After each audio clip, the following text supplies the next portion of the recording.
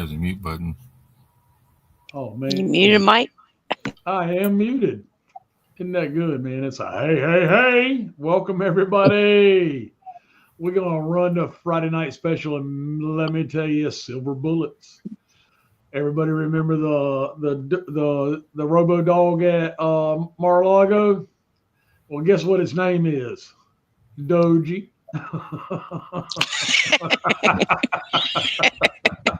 Doji, I like Hey, that. Mike, I thought you was gonna say sheepdog. G. Right. Doji. I like that one. Doji, right? Yeah. Oh, so guys, it is definitely full on the heat of hell, summertime in the camp of federal, whatever you want to call them. Okay, I mean, it's been an exciting day. Rod Hayes is with us tonight. We got Gandalf with us, and Mr.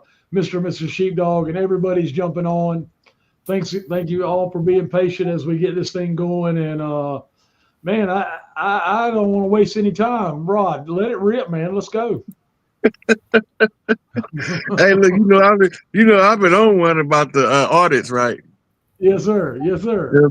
Before I start clowning and cutting up, let me get my composure.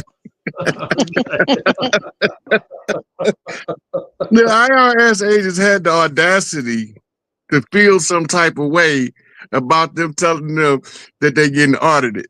After all of the dirt they did to all these innocent people, how they done financially raped and pillaged the whole of the American taxpayer community that ain't even never supposed to been paying taxes. They got the nerve to be offended. They don't get no funnier than that to me. No, it doesn't. It really doesn't. You talking about some satire. Are you kidding me? Satire. You can't even write that good of a satire. Man, I wanted to learn how to write like this, man. I'm gonna have to go. I'm gonna go have to sit defeated the master that wrote this plot right here, because this one right here, man, This shit right here. man. Right. Yeah. They went in the Federal Reserve first, and they had a meltdown because they've been giving us monopoly money while they spending our real money. Right. And we ain't supposed to know because we supposed to be so stupid that they could just do whatever they want to, and we'll never figure it out. Right on. They must Right ain't know on. they had. Hey, they must ain't know they had them dogs on their trail. They did. They got this blue pit bull over here. They got that sheepdog over there. There's a pair of sheepdogs over there. Right? All right. Don't forget the wizard on the hill.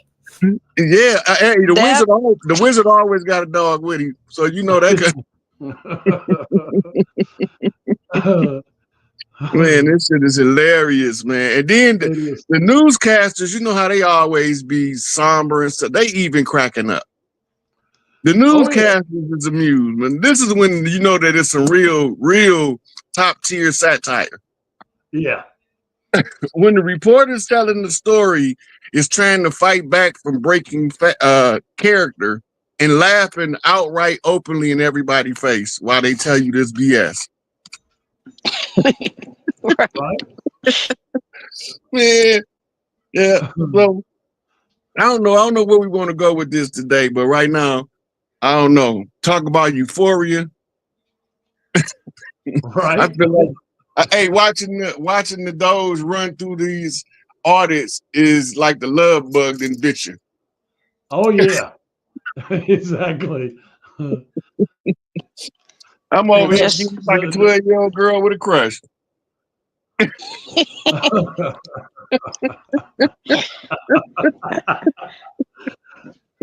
glad you said it that way. JC Penney magazine getting hurt. Hey, look. Ain't no more catalog jumping off. That's gonna be pariah in a minute because there's too much stuff coming out about that stuff. Right, absolutely. Yeah, we can't do that no more. You know they got Wayfair under the microscope. Walmart under the microscope. The only one that so far I ain't heard under the microscope for shipping babies is Amazon, and I'm pretty sure some get shipped through there too. Oh yeah. You can't be that big, and the pedo cult don't use you. Yep. It's tough to be a billionaire without eating a baby. Oh my gosh, right. They call that the passport at $1 billion.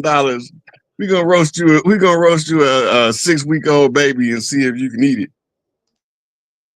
Oh, Man. And they horrible, man. But now that they getting the taste of their own medicine, then they close all them banks down, right? And the bank is mad. We'll get to that. Yeah, the bank is mad because they can't audit the mortgages that they want to foreclose based on the fraudulent mortgage contract. awesome. Black's Law Dictionary says the definition of mortgage is death grip. It's actually the death pledge. It's the pledge to pretty much murder your ass slowly. Well, pledge and grip Right. go back to the same Latin root word, but yes, I agree. It's an engagement with tyranny. Whatever it is, we don't it's, need them. No, we don't. We don't. We need them assholes to quit spending the real money and shit or get off the pot and get the hell out of the way. Mm-hmm. And now they also trying to figure out how you make $220,000 a year and you worth $90 million. Yeah. You Pass the Diddy Lube. That's how you grease that deal. That's a hell of a savings plan they got. Oh my gosh. They're out. They're out of Diddy Lube. Mm-hmm. Now, they dropped his list too, but it ain't supposed to officially come out to the 7th of March. Well, they'll kick that back. Oh wow. They got a whole bunch of people's favorite politicians on there. Yeah. And they husband wives. That shit sound crazy, man. And It then does, but it's true. Yep. Man, this is hilarious, man. Look, I got my popcorn. I'm watching this. This gonna be good. It can't get no better than this. I used to be frustrated in the beginning. Now it's all. That old laugh now, cry later. I did all my crying. Oh, I'm yeah. just laughing now. Right. Right.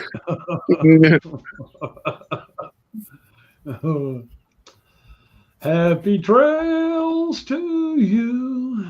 The 7th of March is a specific It is celestial what it event. is. All right, so this is one of the clips Rod shared about the IRS. This shit is hilarious right here. Check it out. Bureaucrats tongue-tied. What's this contract for? Terminated. Next up is NASA. Nerd armies reviewing their spending. I have a feeling we're going to find NASA isn't all about outer space. If agencies can't justify their headcount, Musk's planning on slashing every department by 30 to 40%. If DOJ finds an unused federal building, they're going to sell it and put the profits in the piggy bank. Trump has his eyes on 14,000 vacant federal buildings. So if you want to live in an 80,000 square foot estate at the foot of the Potomac that's been collecting cobwebs for 6 decades, put in a bid. There's been a break-in at the IRS. DOJ just kicked in the door and ordered executives to put their hands where they can see them. There was an ultimatum. We can do this the easy way or the hard way. DOJ workers arrived today. Gavin Klager and others arrived today at the IRS. Do you expect to close the IRS, or what are you expecting? No, I don't expect it, but ERS. I think that the Internal Revenue Service will be looked at like everybody else. Just about everybody's going to be looked at. So it's they're doing a hell of a job. It's an amazing job they're doing. And that force is building these. I call it the force of super geniuses, but it's building. And they go up and they talk to some of the people about certain deals, and the people get all tongue-tied. They can't talk because these people get it. They're very smart people. We need smart people. Big Balls is making bureaucrats tongue-tied. What's this contract for? Terminated. Next up is NASA. Elon's nerd army is reviewing their spending. I have a feeling we're going to find NASA isn't all about outer space. If agencies can't justify their headcount, Musk's planning on slashing every department by 30 to 40%. If DOJ finds an unused federal building, they're going to sell it and put the profits in the piggy bank.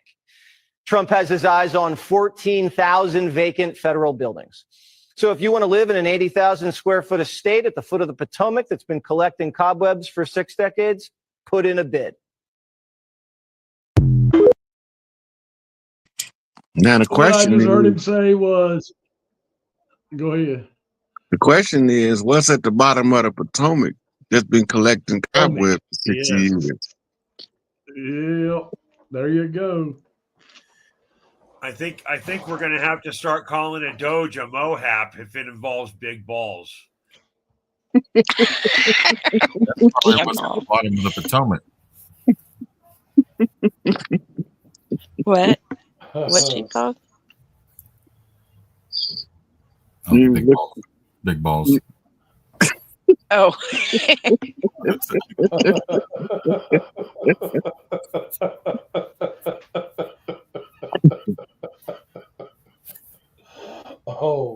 Oh, all right. So somebody's asked, is Doge going to be part of getting rid of the IRS completely?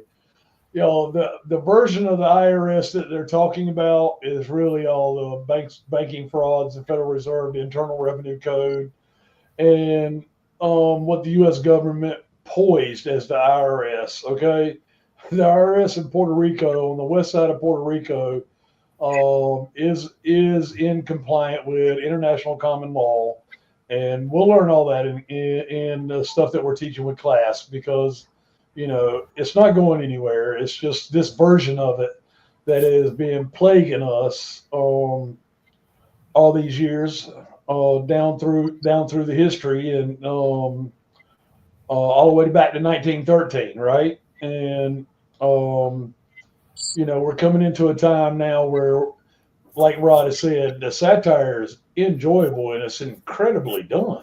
I mean, it's just freaking hilarious.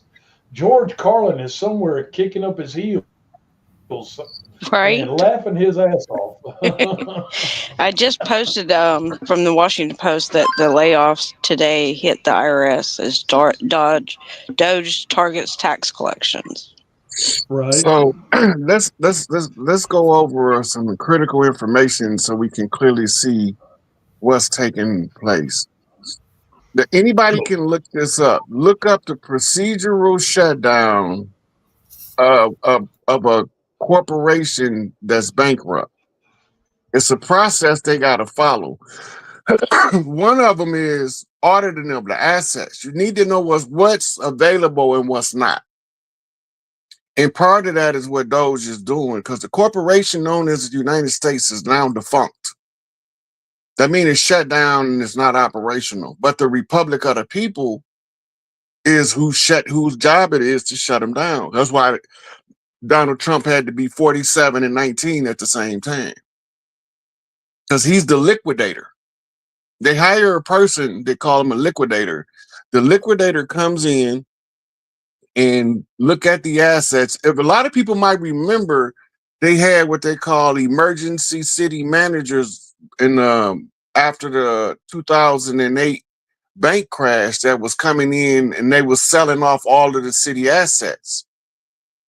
It's the same thing, but this is on the federal level, and it included the United Nations holdings, the DASA holdings, and all of those. What we bought was federal agencies, which was corporations masquerading as federal agencies. They all tied together under the foreclosure. Right on. So when they going through these, each one of them, education, entertainment, labor, politics, religion, war, and they checking the departments to shut down, they have to audit them. They have to go through and say, okay, what do they have? Okay, we don't need all these people. The funny thing, remember I was telling you, Mike, I was like, Trump was taught how to be the bad guy playing the heel and wrestling under Vince McMahon. And then they gave him his apprenticeship to fire people as the apprentice. You remember that? Oh, yeah, absolutely. He just told all of the prosecutors that that Biden. If you go to the X right on his Donald Trump, Yeah. he said, Donald Trumpo. Yeah. yeah. Anyway, on there he say all of the prosecutors hired under the Biden administration, you're fired. Man, I laughed so hard. I thought I was gonna have to go buy me a new spleen.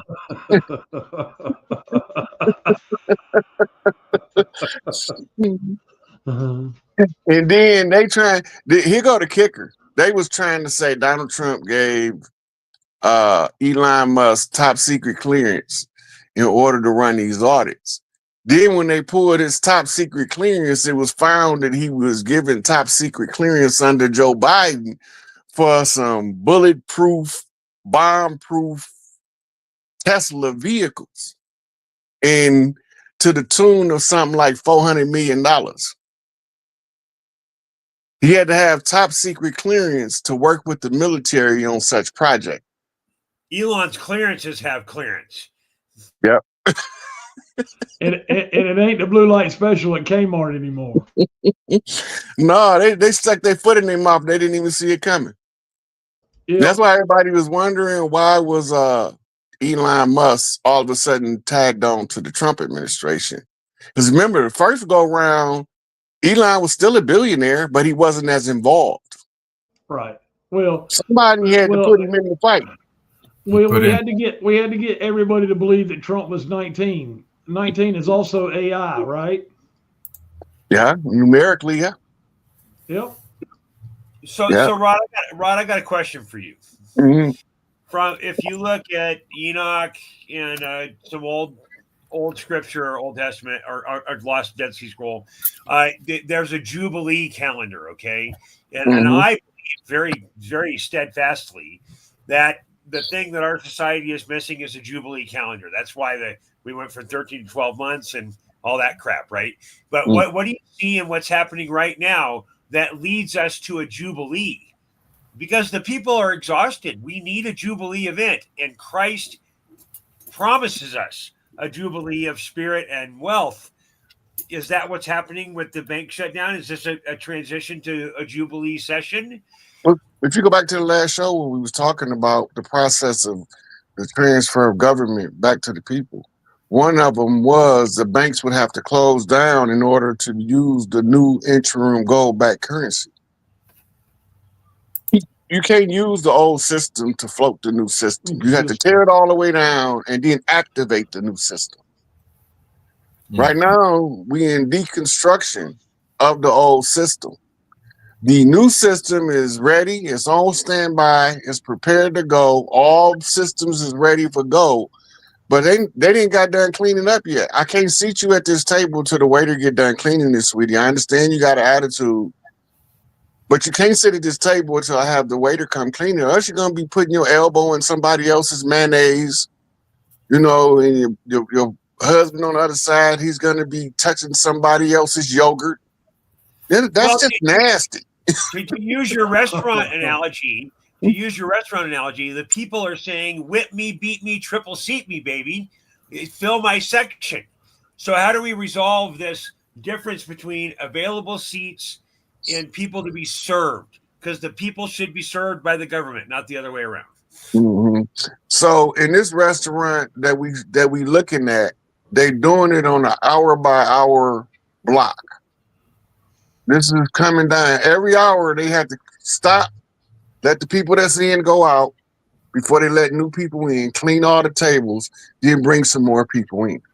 So before, a lot of people frustrated, kicking and screaming because they panicking because they still sleep. Yeah. Anybody that's not asleep, they either doing two things. They either going, wow, that's a big old balloon, or they laughing like crazy, talking about this is some comedy. The rest of them that's going through the gloom and doom, they trapped in the third dimensional matrix mindset. And that's all they can see because they've been conditioned to only see one thing, a false narrative. Now that the false narrative falling apart, they don't know where to look, so they can't see nothing. Absolutely. And some of them have been able to see, but been lulled back to sleep by chasing that narrative. They didn't lull back to sleep. They was pretending. Right? You That's once a you good put way to them look at it. glasses, Yeah. yeah, once you put them glasses on, you can't unsee this stuff. Believe me, I've tried personally. Denial. It's denial. It's taking both pills. Right? Look, I even thought I could use. I could probably weld these motherfuckers off my face so I can't see all of this stuff. And it was like, nope, there's no welder hot enough to burn that shit off. Right? You stuck with them. You stuck with them lenses. I said, damn. Well, maybe if I go blind, nope. You can't. You go blind, you're gonna see it with another eye. Yeah. It's still going down. Yeah. Absolutely. Yeah. So all of this is process. Yes. They can't give the people back something and they don't know what they're giving them. What they giving you? Didn't Trump say we giving you back the power? Where does the power rest? Where is the base of power? It ain't With in the a political people. office. People is the government. It's in the people. The power is in the people. In politics, we address.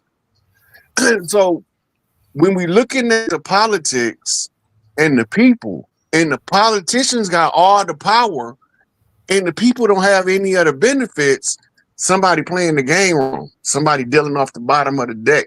They drawing cards out of the discard pile. You can't do that. And that's what's keeping everybody stagnant. But now, Agent Orange is on that ass, and you can't wash it off with soap and water. Yeah. Hey, that's a little Vietnam bad humor there. Agent Orange is on your ass, Right. and you can't wash it off with soap and water. Agent Orange. The CIA wasn't calling him that when he was in college for nothing. They've been calling him Agent Orange since he was in college. And he wasn't even an agent. They just was calling him that, and they couldn't stand him. That was the old regime. The new regime know what's going on. They're like, we need some Agent Orange to spray on this bush plot and burn these evergreens down. Put some Agent Orange on that bushes and on that evergreens. That's how you get rid of them. The evergreens, that's right. Yeah. For those who you got some newcomers probably. So CIA code name Evergreen is Hillary Rodham Clinton. CIA code name the Snowman is William Jefferson Clinton. Yeah. CIA code name the Bushes is the entire Klan under the control of George Herbert Walker Bush that had the biggest hand and the most dirt done in the last 40 years or so. Oh, yeah. And Agent Orange is the CIA code name for Donald John Trump. Barron Trump is in training, and he's a recruit for the future secret police. What would have be replacing the CIA, they will be replacing the FBI, and they will spring out of Department of Defense, military intelligence. And Barron is being trained, but he's really good at it too. The old, what do they call it? The guy, charismatic gentleman standing in the corner with very little to say, that everybody's trying to watch what he's doing next because his next move is the best move. Yeah, I saw you explain that about the inauguration. His hand gestures was all he had to do. Yeah, that's it. Yep. And he was telling us what to listen to. Yep. Right? And the IRS is no longer IRS, it's ERS now. If you heard in the background when they was asking Trump about it, somebody was correcting the reporter and Trump. It's the ERS. It's the ERS. You want to play it again, Mike? Yeah, it's the External Revenue Service. Yeah. They're not supposed to interact with the day-to-day people. That's belligerent to the people. They're not supposed to interact with any of our finances. That takes away our autonomy and our ability to build generational wealth in the family structures of banking. To block us out. Almost like you were sovereign. Yeah. So now all of the national debt, you're gonna see the debt clock one day gonna switch, and it's gonna be a plus where the minus at. Yeah. And that's going to be for delegated finances for the rebuilding of cities, infrastructures all across the land, and to invite the cities to bring their artistic community to design the most lavish and far out shit you can put in the architecture. Right? Some of the designs will be put on display at the World's Fair in model form. Right? But this is because when you are living in prosperity and abundance, your artists begin to make what we call heavenly architectures. And that's why all what they call the Tartarian, Hyperborean, and all that old stuff for the old construction, that was when we had heaven on earth before the wars. That's why you can't figure out how they built them. They built them the same way we would build them now with lasers. Yep, that's a big boom right there. Yep, that's a big boom right there. Heaven on earth. We were already there, folks. The technology Yep. The technology of Roman concrete cannot be replicated with our current technology, even AI and DeepSeek and everything else. Roman concrete gets harder and finer with age. It does not deteriorate. So right on. The lost technologies that we do not have access to in the golden age should become apparent. And they should be easy to use by normal people. There's no more sense, and everybody, the street level people, their ability to engage with the technology. And it's very simple. The return to self and primary energy allows us to do things that right now we think are science fiction. And that's the awakening I'm looking forward to. Absolutely. And for those of us that are rednecks, 2 + 2 is going to equal 4 again. That's basically what he's saying.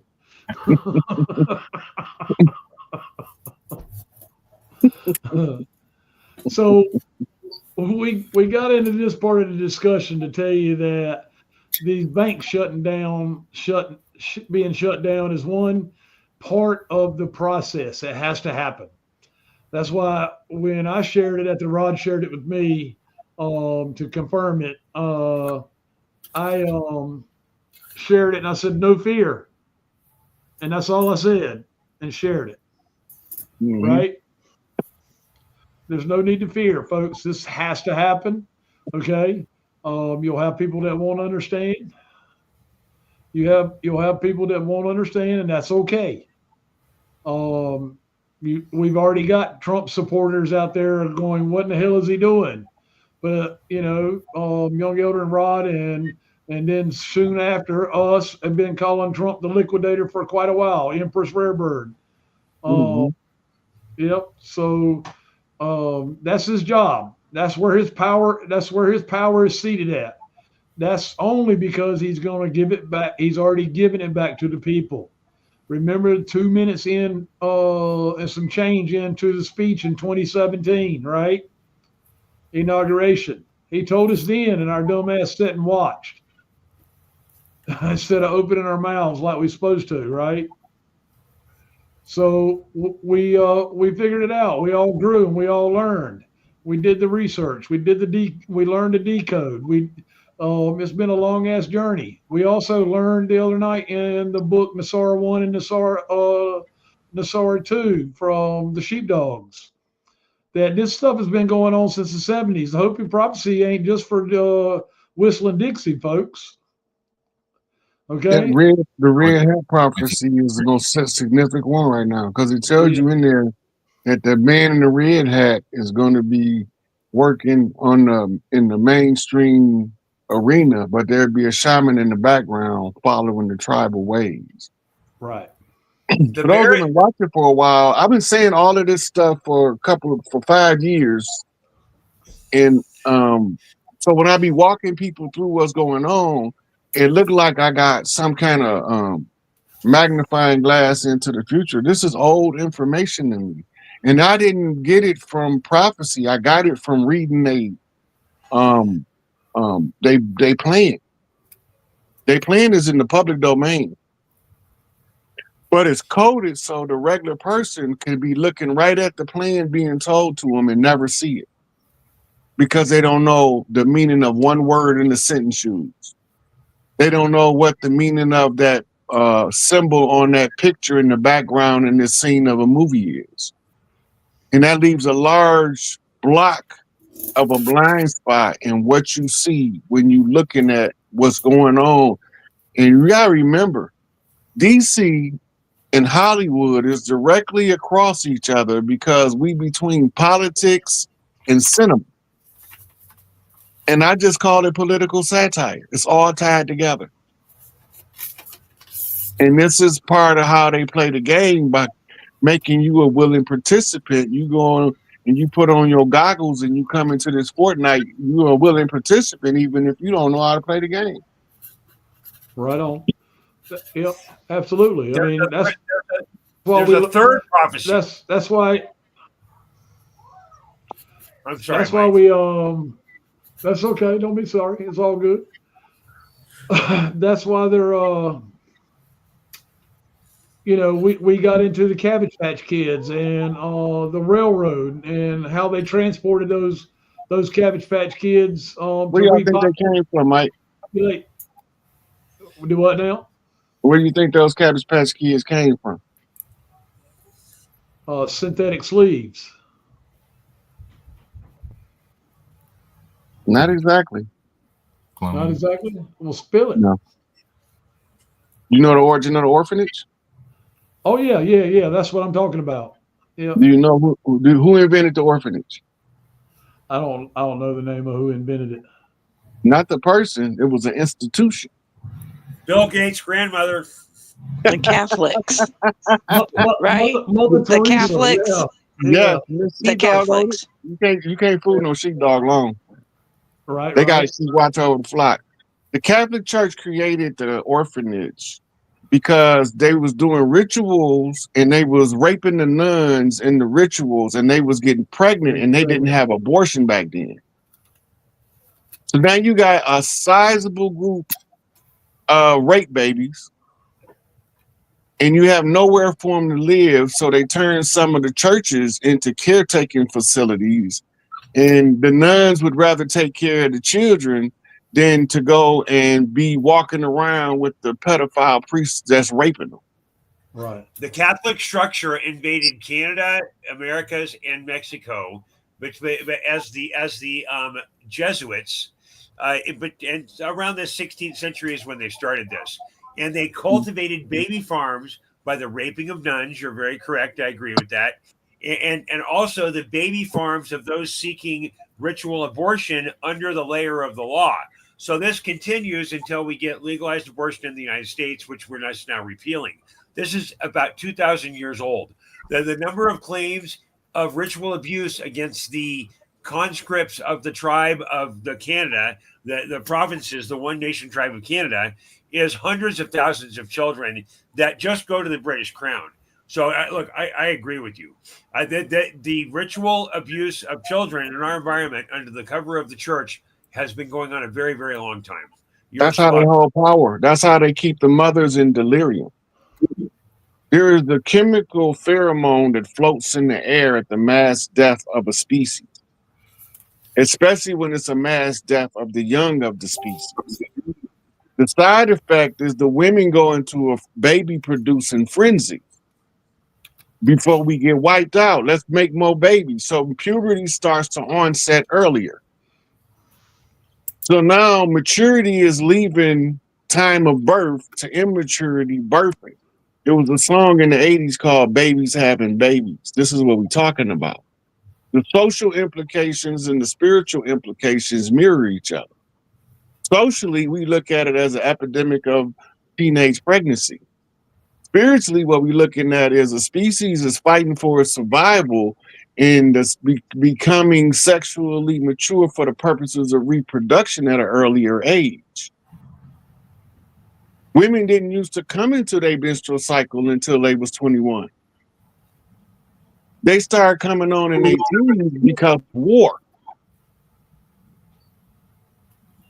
Right? Because of the energy of war makes the women begin to seek motherhood earlier because they're looking at, oh, I only got 30 years to live and my baby only had 30 years to live. And hopefully one of them can figure out how to extend it.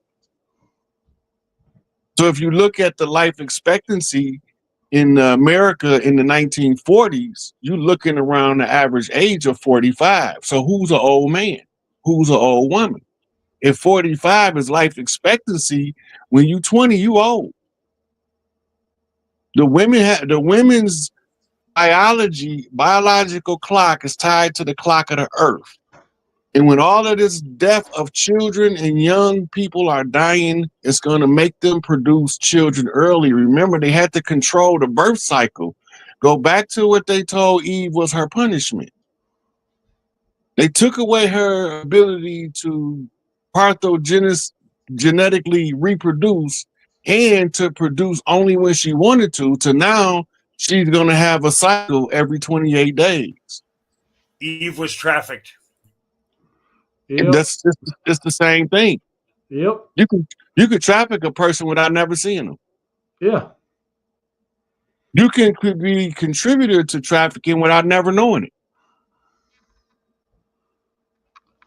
Well, it's also how when I was talking about a synthetic sleeve, it's how the elite, repopulated their because they had designer test tube babies. The Onassas were famous for that, right? Mm-hmm. But remember, they was trying to recover that technology because it was lost. Right. But a sleeve is a soulless entity. It's a soulless entity. Yes. How do you yes, resolve Gandalf. that? Yes, Gandalf. How do we know resolve that? It naturally happens, Gandalf. Just be cool. I gotta pour my heart out here for just a second, okay? The Christ redemption message in me, which is strong in me, it says that everyone has a chance at redemption. But the truther in me has a strong inclination that as much as 30% of the beings in our realm are not human. So how do you resolve this difference in sum total between the people worth spending your Christ energy on and the people that are soulless and lost? I'm gonna pretend to be a Christian to answer you biblically. So if you go back and you remember at the closing of the days, there's going to be a separation of the wheat from the chaff. You remember reading about that? Matthew and Luke, yes, sir. Yep. Okay. Now, the wheat is the good seed, but the chaff is the riffraff. You get it? Whose job was it to separate the wheat from the chaff in the parable when he summed it up? Whose responsibility to separate the wheat from the chaff? The God of Abraham and Noah is the winnower in the parable that you are referring to, and that the wheat and the chaff separate, and the chaff shall be burned up in the fire of hell. Okay. Now, do the wheat know it's wheat, and do the chaff know it's chaff? Nobody ever tells us that. The wheat can't worry about who's gonna get the chaff out, because he's gonna find himself at the separation on the side of the wheat. And his best friend and all of what he thought was his siblings was the chaff. And he was so comfortable around them, but now the separation comes in. Now, go back to the war in the heaven was Michael, and he fought against the dragon, Satan, and his angel. Remember that? Oh, yeah. Okay. Yes, sir. And when he got done whooping their ass, what'd he do with them? He cast Where'd them they down go? to earth. Okay. And so we on earth, right? With the Yep. wheat and the chaff, Yep. the righteous seed and the wicked. Growing up together. Yep. If the war in heaven landed on earth, maybe that's the explanation of why we have wars on earth. And to figure out the solution to the mathematical problem of why we have war on earth is the remedy to solve the matter of why we have war on earth, because they brought their shit from up there down here and they interrupted our heaven on earth. So now we got to look for heaven somewhere other than earth because these goddamn devils and landed down here with us. As above, so below.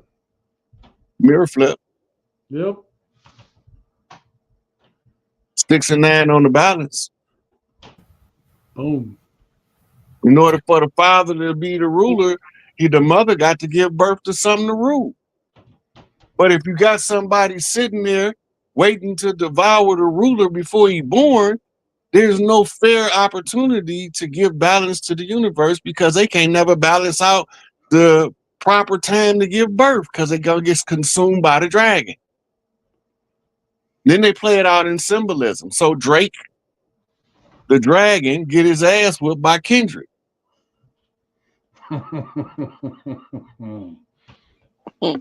On some native shit.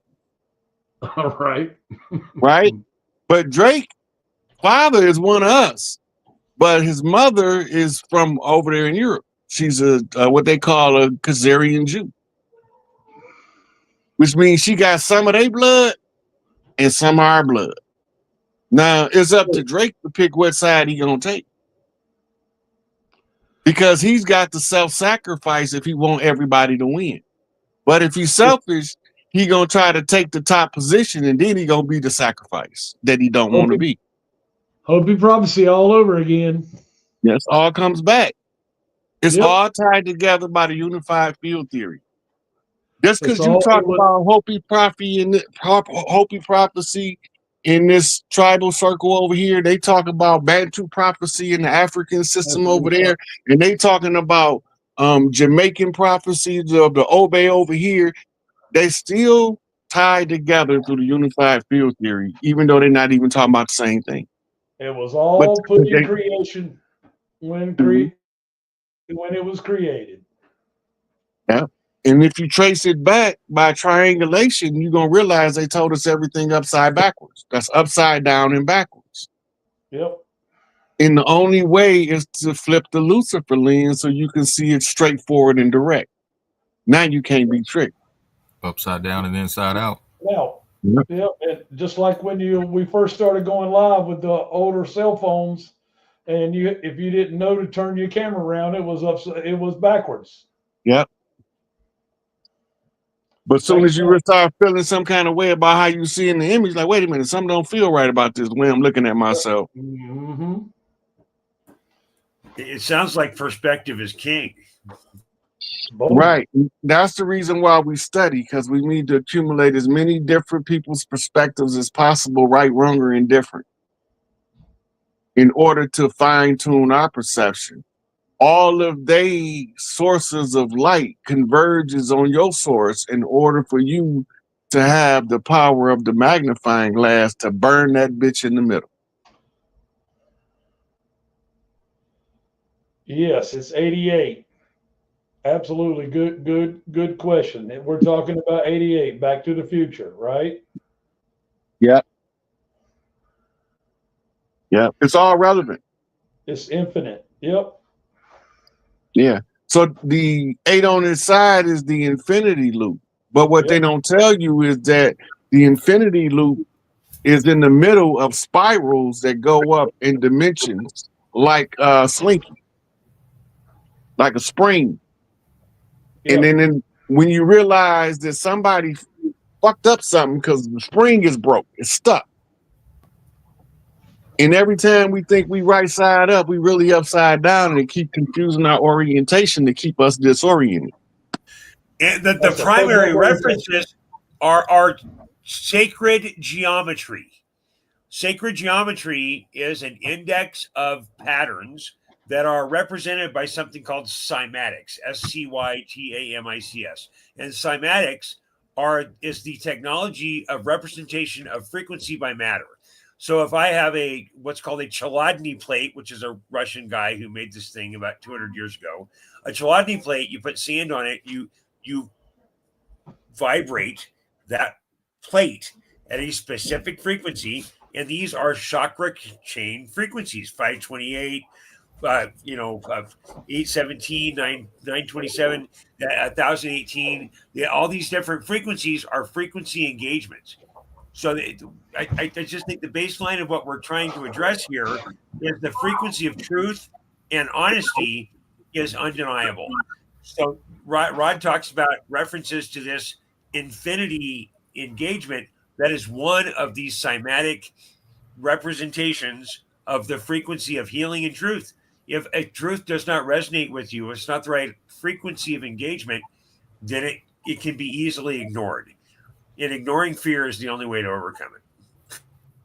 Or it can be so off your frequency that trying to listen to it gives you a headache. Yeah. Or make your ears hurt. Or you get the Make 'em sensation like somebody scratching a chalkboard when you hear it. Not just a headache, a heartache. Yeah, that's what it all boiled down to anyway. Because when you start going through the illness of the dis-ease, the body's no longer at ease, it's agitated. And when you agitate it, your heart can't rest until you calm back down. Right. And you can see it play out in the waters, and you can see it play out with the wind. Anything that's agitated moves faster. So they keep you agitated to keep you from being able to settle your heart on some kind of stable position. It's too many things to be. I don't know what I want to be when I grow up. But I know what I don't want to be. I don't want to be none of these rotten motherfuckers down here because they ain't right. I got to go into the darkness to figure this one out by myself.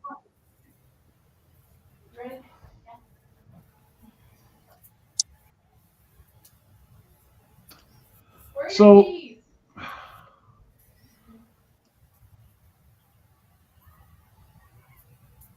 they're hanging up. So yeah, we kind of got off course. We were heading towards listening to Mr. Humphreys here in What you take regular? we Interior. Garage. got off course, but it's been a good conversation because we really have drilled down. Mrs. Sheepdog and Rod's conversation kindly reminded me that the Catholics were the root of the raping of the nuns and all, and the babies that were brought over through the orphanage. That wasn't all of them either. You go back to the Ellis Island immigration because they brought a lot of orphans in from Europe. Now go back to what the founding fathers told the Europeans when they invited them to come over here to send us your downtrodden, your impoverished, your derelicts, your rejects, your orphans, your widows. Send them over here. You take care of them. Yep. Right? That's part of the great melding pot. And now you got all these orphans coming over here because you got to remember, Europe was still in a state of war. They'd never not been in a state of war. So they steady producing more orphans, overrunning the orphanages, and the Catholic Church is trying to pawn the children off on somebody, but they want to keep control of them. So all these children that were sent over here, all of them were taken from young mothers who was not capable of raising children and shipped over here as part of the Ellis Island immigration as well. This is why you got all those pictures what we call the mammy with the white baby suckling from her. And sometimes it's a black baby and a white baby. So that was telling us that they was coming to suckle on the teat. They needed an adopted mama. Gonna go back to the Salem witch hunts. It started when they found the big mama teaching the immigrant girls about yoni magic. And they labeled them as whore and witches and scorned them with a scarlet letter. A practice carried on in Europe that they brought over here ain't had nothing to do with the people of the land. If you give us 2 generations of running the land like the tribes, it goes back to heaven again, because we know how to work the land and we know how to place the people on the land in order for everybody to find their best life scenario. But when you got somebody that's doing it by military regiment and they putting people in that don't even mesh together, he's creating a problem automatically. It's compartmentalized and it never works. Yep. During the slave era, there was something called indemnified indenture. So this it was not slavery, but it was a commitment for what was called generational heritage. So a lot of these slaves came in, and this entire history is not right, because the whole slave trade thing is a huge lie. But it was about conquering the United States. That's the bottom line. The Tartarian history model really clears a lot of this up. But there were 2 roles in this household, okay? And most of them were plantation households. So you had 80 or 90 acres that you had to work. In the South, it was tobacco, all the way up into Virginia. But there were 2 roles from a slave side or an indentured side, because their sharecroppers were promised a percentage of the property in future generations. Well, what would happen was the landholder would get what was called bedwarmer or wet nurse. And bedwarmer and wet nurse are seen in history as the raping of slaves and the use of slaves to give milk and honey of breast to the children of the property. But what it really was the landowner raping the slaves and having this mixed brown society that we live in today about 250 years later. So as we look at this history, it's very important to know that there is no time in our history we have not been subjugated. That even in the 1700s, when we were attempting to gain independence, we were still under the rule of the crown. The crown raped the Scots, the crown raped the Irish, the crown raped Europe, and we have continued to be raped through this. What's happening right now is a release from those shackles. That's the jubilee that I want to drive to here. And if we don't recognize that we were once slaves, we will not recognize how to be free. It's a difference in being a slave and being enslaved. Being captive in warfare, as a prisoner of war, and forced to work as a slave is different from somebody that's born, under a system of slavery. We wasn't born under a system of slavery. We was born under family farms that was converted into prisons when the invaders married our big mamas and poisoned her off. And this is how the sharecroppers even get in, because the tribal peoples did not believe in surrendering land for nothing. Because the plot we was assigned, we believed that we was assigned by the Great Mother to tend and to take care of this region of land. So we never voluntarily gave up land. You can go back to treaty negotiations and chiefs is telling them, what is you talking about buying land? We don't sell land. How are you gonna sell it? What, you gonna take it with you? We'll let you use it, but we can't sell it to you. And then they write up these agreements like they did for the Manhattan Purchase, where they say we gave them a string of bees to work from this land or to occupy this land. So now, for less than 25 cents modern money, they sold what was called Manhattan. Get the out of here. That's the Shinnecock peoples. They don't believe in selling the land. They still there.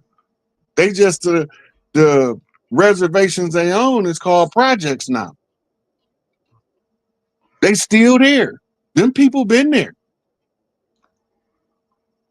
LL Cool J shouldn't have caught. ODB was shouldn't have caught.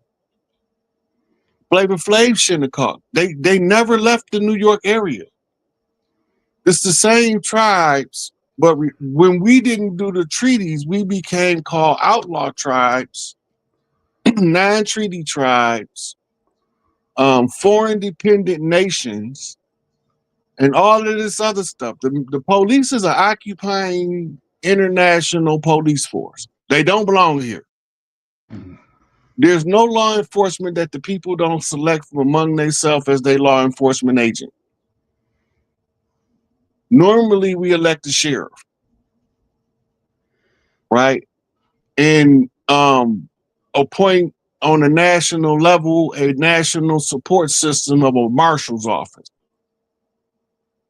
That's a continuation of a branch of the military of the National Guard to protect the homeland against all enemies, foreign or domestic. It don't matter to us because they will populate the land in order to take it over from the inside. It's in the art of war.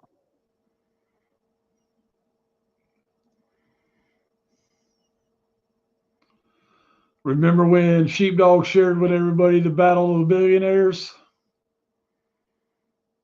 That's what Vietnam was, a dollar bet. Or was it Korea? Absolutely. It was Korea. Yeah. A $1 bet. $1 US denomination of fiat. Yep.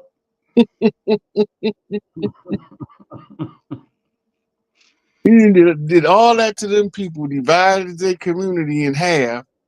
Now they got a wall, a no-pass zone. Then they got a militarized buffer zone from the north and the south. And if somebody accidentally fart the wrong way, can set off a war. Yep. The first year of operation of USAID and the first year of the Korean War is the same year. Ain't that something? Imagine that. Yep. So they was the first ones got it with the audit too, wasn't they? Absolutely. How many events was beyond the coincidence? Sheepdog, I know you know this one. Before it becomes mathematically impossible. Yeah. Well, we're working on incidents to the powers at this point. Right. That's converging on the same thing. Listen, so we're sitting here eating our popcorn, enjoying the comedic end of this political satire, and we're explaining to you how it unraveled in history to correct the knowledge base of real history, and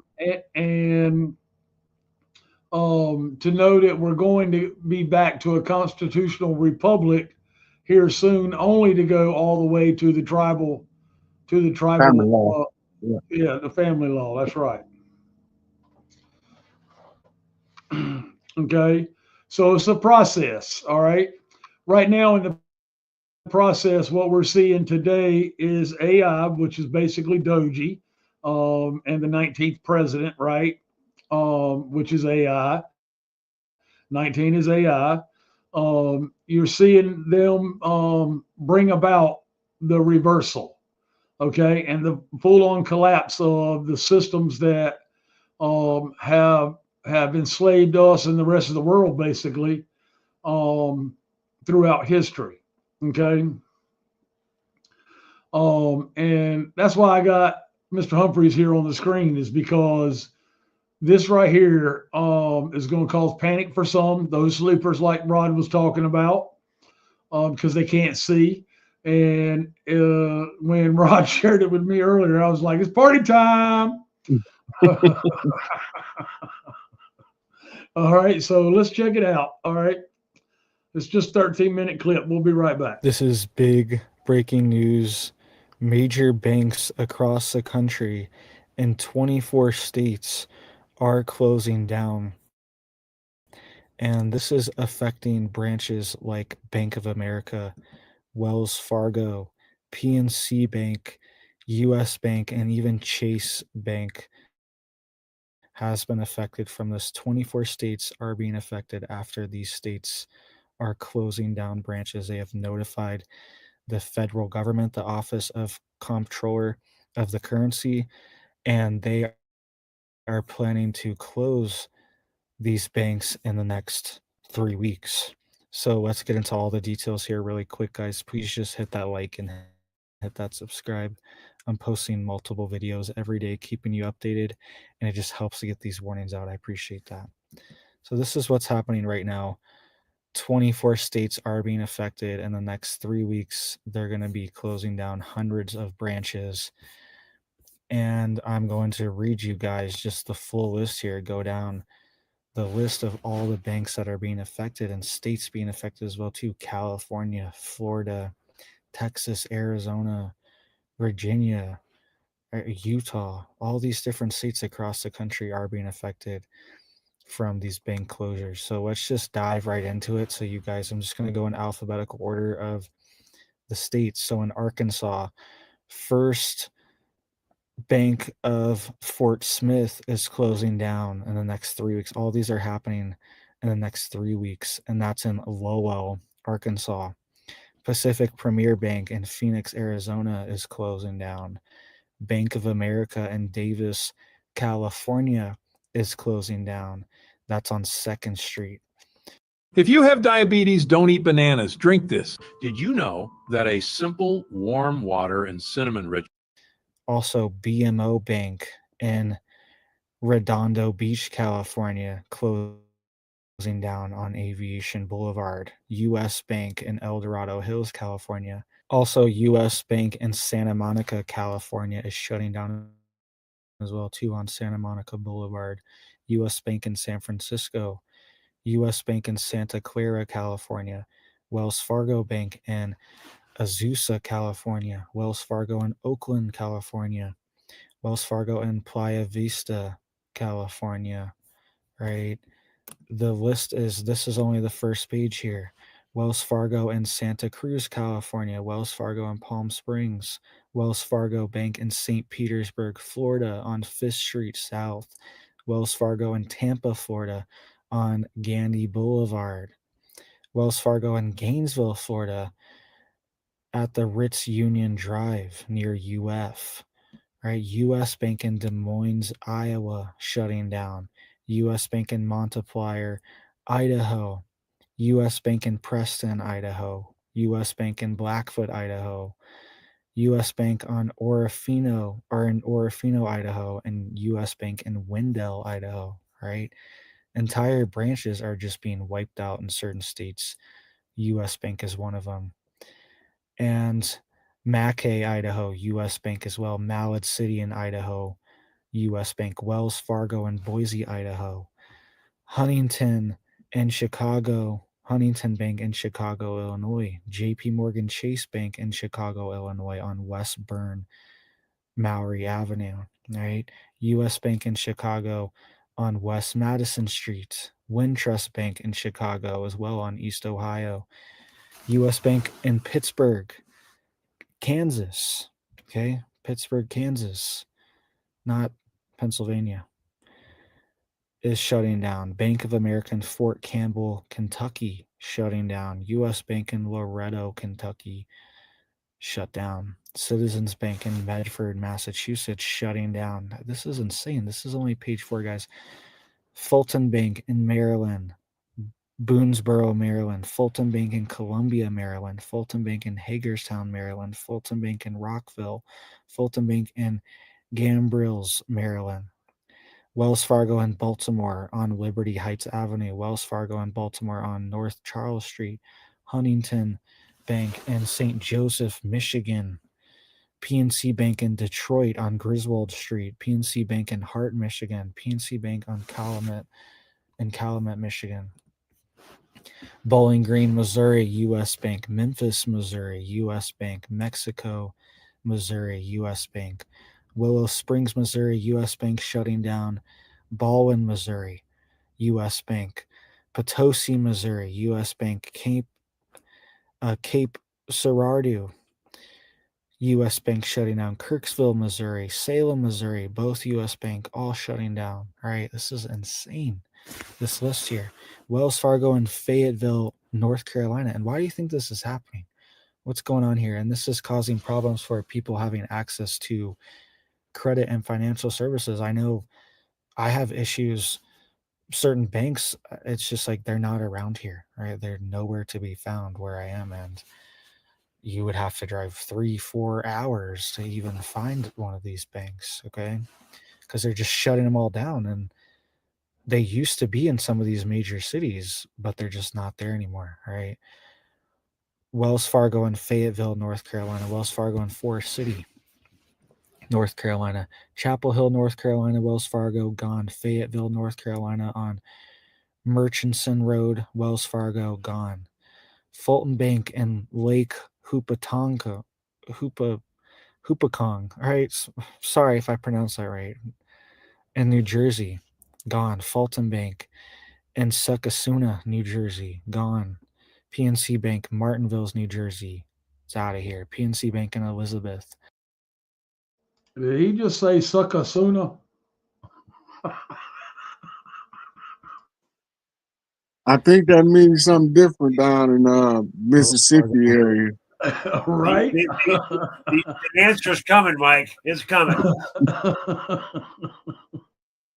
There you go. I think they might shoot there. They might catch you sucking on their sooner. Gone on Broadway Street. U.S. Bank in Portales, New Mexico. Yeah, Shut down. I promise. Wells Fargo Bank in Albuquerque, New Mexico. Shut down. Bank of America in Las Vegas, Nevada on South 4th Street. Shut down. Why is Bank of America in Las Vegas shutting down? I'm telling you, like, even some of these major cities, you cannot find some of these banks. They're just ghost towns, right? For these banks, you can't, you can only find local banks, which is good, but sometimes you're traveling or things like that, and you cannot find one of these banks. Trustco Bank, Glen Falls, New York, shutting down as well too. City of NB of West Virginia and Worthington, Ohio is shutting down, right? The bank is called City of NB of West Virginia. That's the bank in Worthington, Ohio on North High Street. Huntington Bank, Bowling Green, Ohio. Huntington Bank, Lisbon, Ohio. Huntington, Oberlin, Ohio. Or Oberlin, sorry. Huntington Bank, Dover, Ohio. Huntington Bank in Toledo on Madison Avenue. PNC Bank in Centerville, Ohio. PNC Bank Inglewood, Ohio.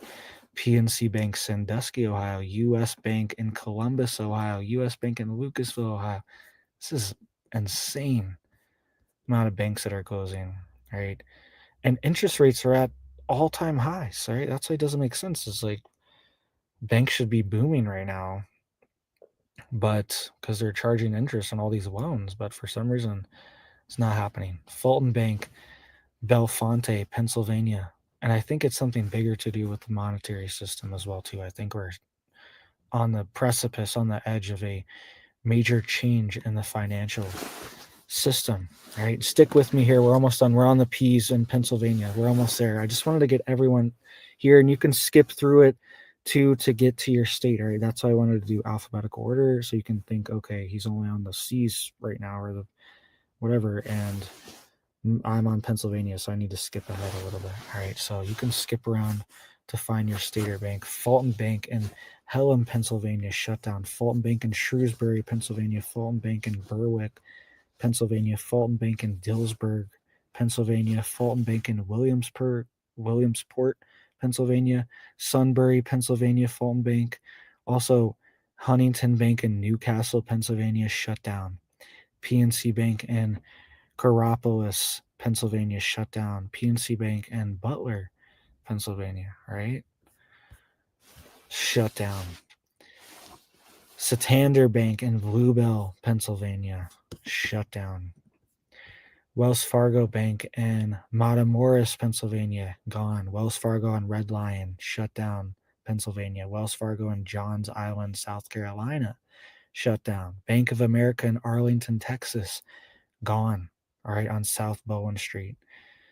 First NB Bank of National Bank of Texas, Bryan, Texas, on Boonville Road, shut down. Lone Star Capital Bank in Austin, Texas, gone. Wells Fargo Bank in Ingram, Texas, shut down. Did you know you could be sitting on thousands of dollars from a car accident that wasn't even your fault? Yes, even Wells Fargo in Navasota, Texas, gone as well too. Wells Fargo in Ingram, Texas, shut down. Wells Fargo in Houston, Texas, shut down on West 34th Street. Also, JP Morgan Chase Bank has been shut down in Salt Lake City, Utah on South Highland Drive. Crazy. Why are banks shutting down in Houston, Salt Lake City, Austin, Texas? These are big cities, all right? There's really no reason why these banks should be shutting down. What's going on behind the scenes? Also, U.S. Bank of North Salt Lake in Utah has shut down or is shutting down in the next 3 weeks. Bank of America in Burke, Virginia is shutting down. Fulton Bank in Glen Allen, Virginia, shutting down. Wells Fargo Bank in Bridgewater, Virginia, on Main Street, shutting down. Wells Fargo Bank in Bristol, Virginia, on Lee Highway, shut down. U.S. Bank in Rice Lake, Wisconsin, shutting down. U.S. Bank in Milwaukee, Wisconsin, shutting down. And U.S. Bank in Evanston, Wyoming, shutting down, right? So 24 different states have been affected. Almost every major bank is shutting down branches, right? And this has been going on for years. In 2024 alone, Bank of America shut down 168 branches. U.S. Bank shut down 156 branches. Wells Fargo shut down 126 branches. Chase Bank shut down 103. PNC Bank shut down 76. Citizens shut down 62. TD Bank 52. And other banks were 269 total. And there's another one here, this logo, I'm not sure what it is, 31 banks shut down as well too, right? So last year, over 1,043 banks shut down as well. And more are coming, right? Now it's over 100 as well too that I just read to you guys are shutting down in the next 3 weeks. So let me know what you guys think down below. Let me know if your bank is affected or if you've been affected by this, because things are moving towards digitization. I think the currency, everything's moving towards that, whether it's good or bad, right? It's not something I particularly want, but it is what's happening, right? And I think that's part of the acceleration of these banks closing their branches as well too. But at the same time, we need these physical branches. We need to be able to get our cash out. I don't know about you, but if you go into a bank and try to get any type of money out, it is an issue, right? They act like it's a problem. They act like they don't have funds. And sometimes they even want you to like schedule to come in to get the money out, right? Because it seems like banks do not have that much cash on hand. And when there's less physical locations like this as well, there's less cash that's out there that's available for you to get, right? Yeah, there's ATMs, but sometimes you need lump sum. Sometimes you need your money out of the bank. And it's becoming less and less available for people as these branches shut down, right? Loans become less available. All these things, it creates problems, right? So let me know what you guys think down below.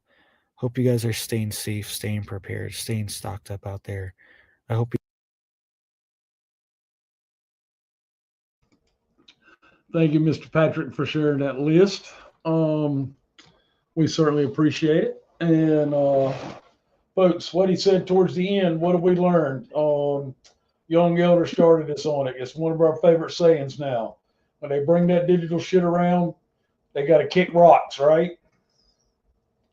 They got to kick rocks. All right. They're going to try it, and some people are going to fall for it, and those people will live with that. Those people will live with that, you know. The rest of us, they need to run that gold and silver, right?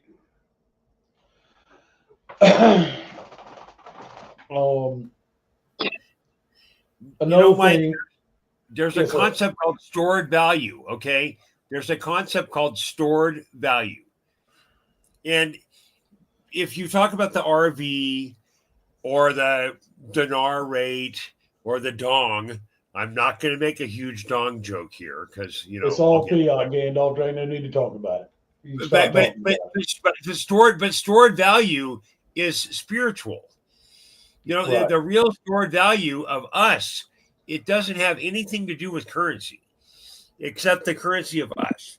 So as you look at this transition we're going through, anatomic gold flows in our blood, sir. Yes, sir. What is your stored value? That's my question. Yeah. I don't want to get lost in this everyone's a millionaire thing. Stored value. Gandalf, I hate to tell you, everybody's going to be a millionaire. Okay? You can stop with we get it has to happen spiritually first. Okay? But Nasara is going to happen. It's been proven.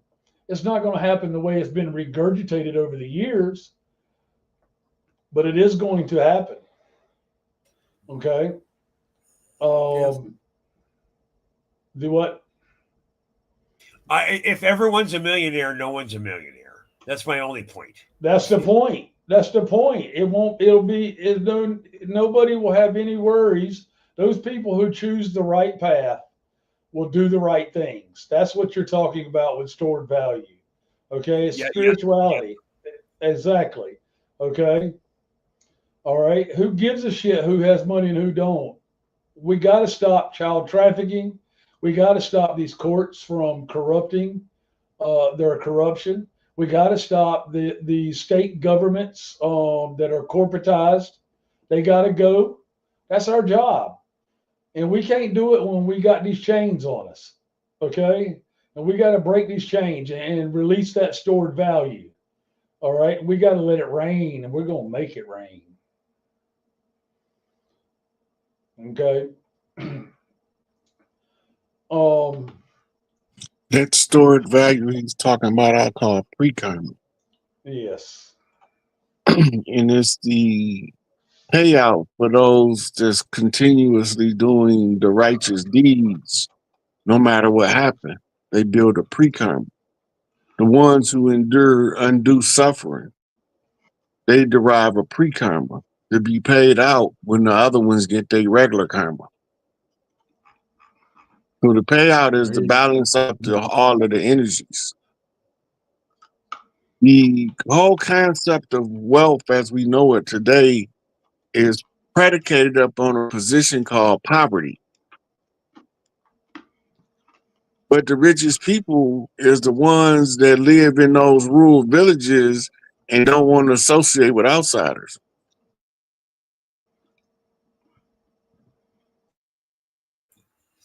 There's a concept known as the commerce of scarcity. The commerce of scarcity. Mm-hmm. So this is built on a construct that says that there is a pile of goods, and the people that control those goods say those goods are scarce. Scarce means hard to find, of little value in greatness, but of great value in scarcity. And that scarcity is a lie. The scarcity of oil is a lie. The scarcity of energy is a lie. We are quantum beings having a physical experience.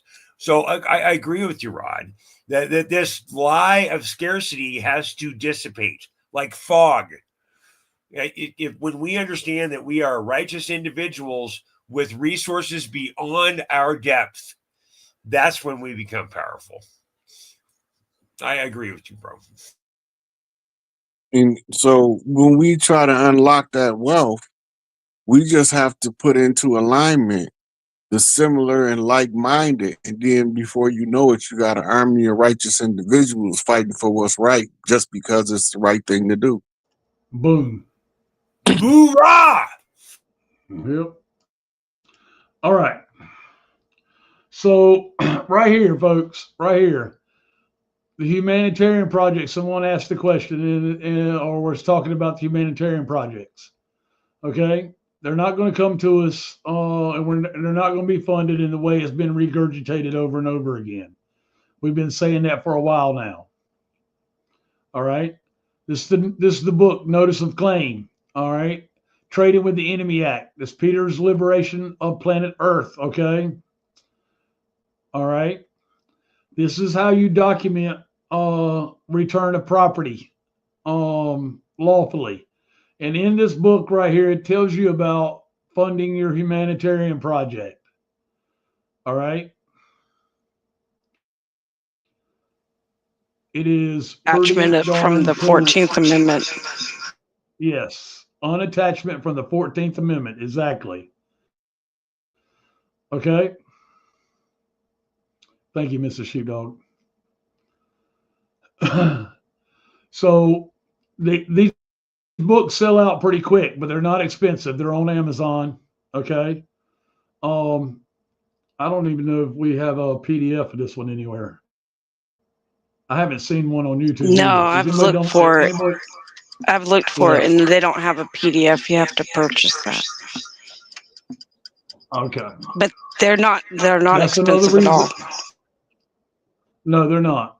And that's another reason why when this coming change that Rod and Gandalf and them everybody's been talking about, to gold back or precious metal back currency, okay, and the collapse of the old system, right, and the turning on of the new system.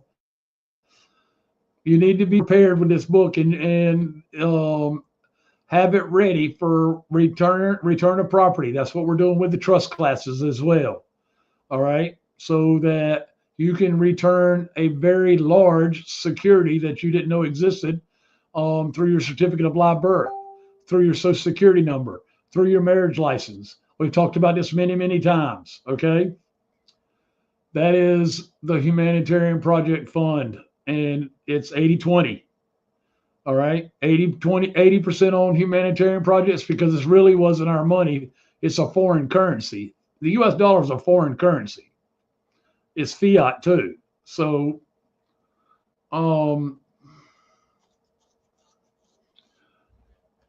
we will be able to do humanitarian projects like you're talking about, but it will not be done the way it's been regurgitated over and over again through the RV and the Zimbabwe note. Okay. We will be able to help other countries. All right. But we also have to understand the lawful and truthful way for which is being done. All right. Because that's very important. So this book right here, and let's see the other one, the letters of patent, and notice of an unregistered claim is the other one that you need. Okay. Notice of an unregistered claim. All right. Letters of patent. You'll read the books, folks. It tells you.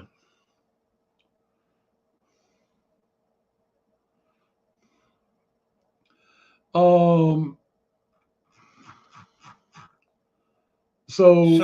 Mike, does that have to do with allodial and regular patent? Is that we're not there yet? Title? Yeah, we're not there yet, but we will get there. Yes. All right. Sorry, I'm reading ahead. Yeah. No, you're not reading ahead. It's just we're not there in that process yet. Okay. We got to get used to having common law in a republic. None of us have that we know of just yet have lived that, right? So that's part of the process. Okay. That's why we're going back to the republic before we fully envelop the tribal laws. That's why the shaman's going to be working in the background, right? Rod was talking about that earlier. And Rod, correct me if I'm wrong, if I said that wrong. Right on point. Okay. So, folks, this is important, and a lot of it in the transition, it's not going to be done for you. When you get a bank account with your EIN number in the trust, it takes you into the private, and it makes you available, makes you have the power to do these notice of claims, the liberation of planet Earth, right? And so that's why these two books are very important. NESARA 1 and NESARA 2 by David Robson are very important too, so that you know what really NESARA is. Okay? The regurgitated process that's being passed around for years is not it. Okay? There's some semblance to it. If you read those books, there's definitely some semblance to it.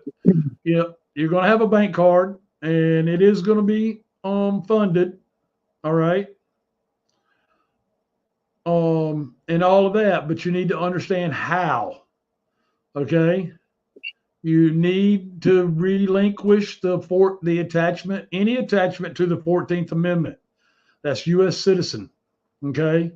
That doesn't mean you have to change your status, but it's a good idea to become a Native American, right?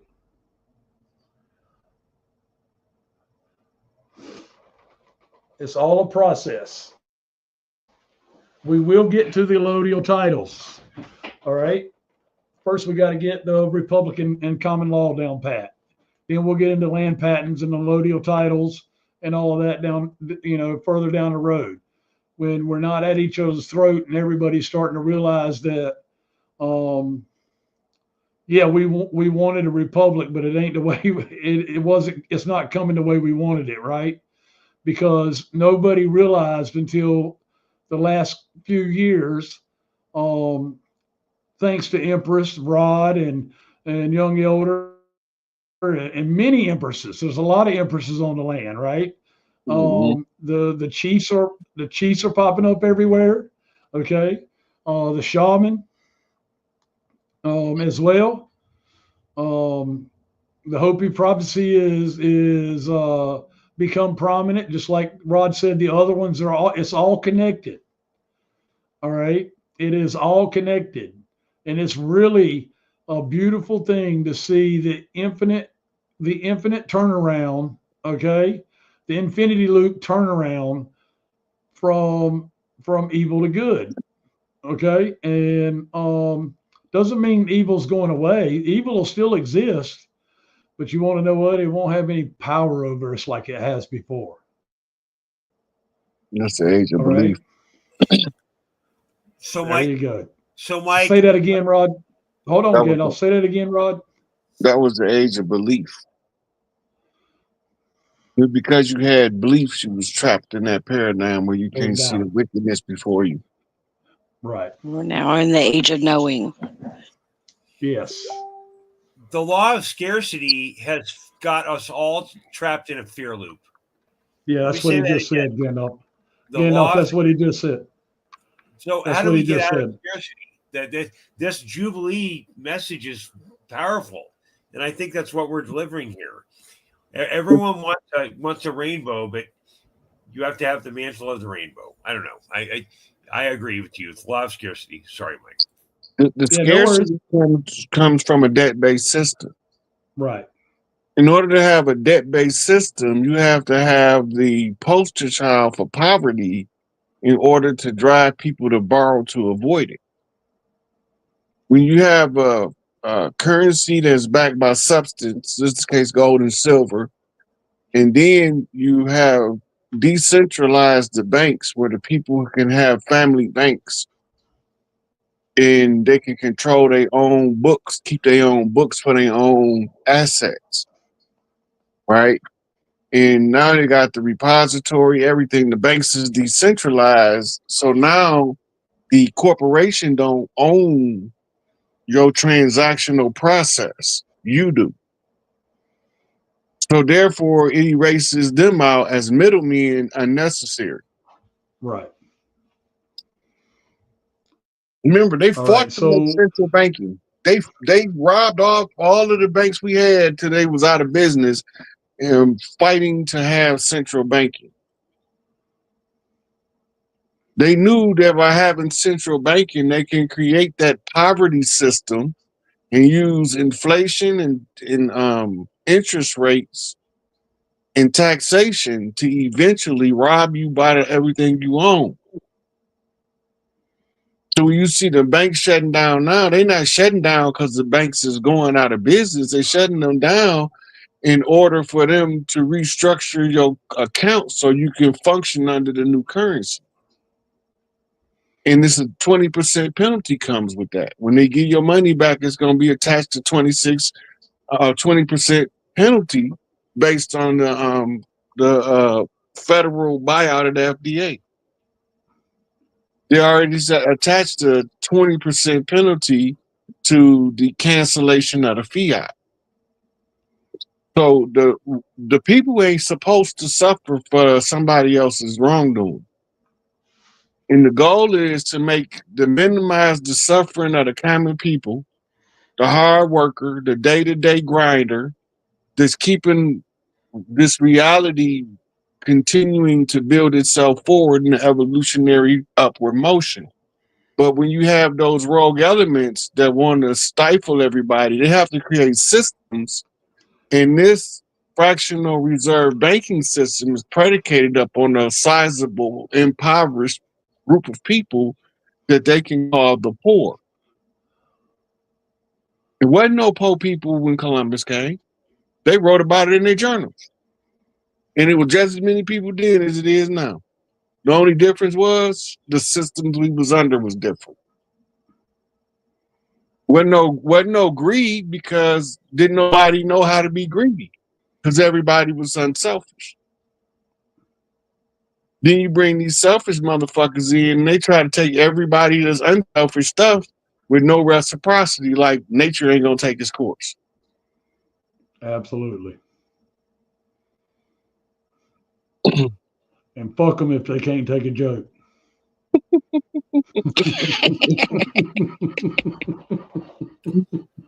You need to talk about those smart fuckers the right way, or fart smuckers the right way.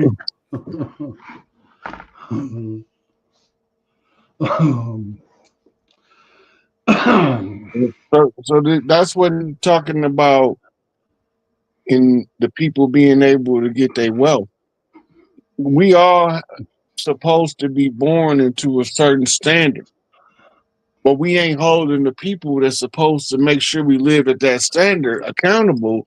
So they doing what they want to do, living high the hog on what's supposed to be everybody else's. Is that the sovereign standard, Rod? What do you When think about everybody, sovereignty? when everybody is sovereign, they born with an account. Today we call those indemnity accounts. These indemnity accounts tie to every piece of paper attached to your straw man. They made the straw man real than the actual person. Yep. And that's where the confusion came in the everyday Joe. They so busy working, they don't got time to sit around for 16 years reading everybody's philosophy on conspiracy theories and evolution. They too busy trying to feed their babies. They don't got time. But we got to have some weirdos in the group that love to read, refuse to be a victim, and figure out how to win. There you go. Get them, sick eight. Which gender is that? Which gender is that? That can refuse? What was it? Refuse to? I don't know. Pick a gender, Rod. Look, it's only two genders. Only ever been two genders. Only ever gonna be two genders. Yeah, I'm telling you, if you can't look in your drawers and tell what gender you are, you probably ought to get some help. Yes. It only A lot of prayer. It only takes a handful of courage to figure out which gender you are, and there's a buckle of truth in the middle. Thus said the man who holds his courage in his balls.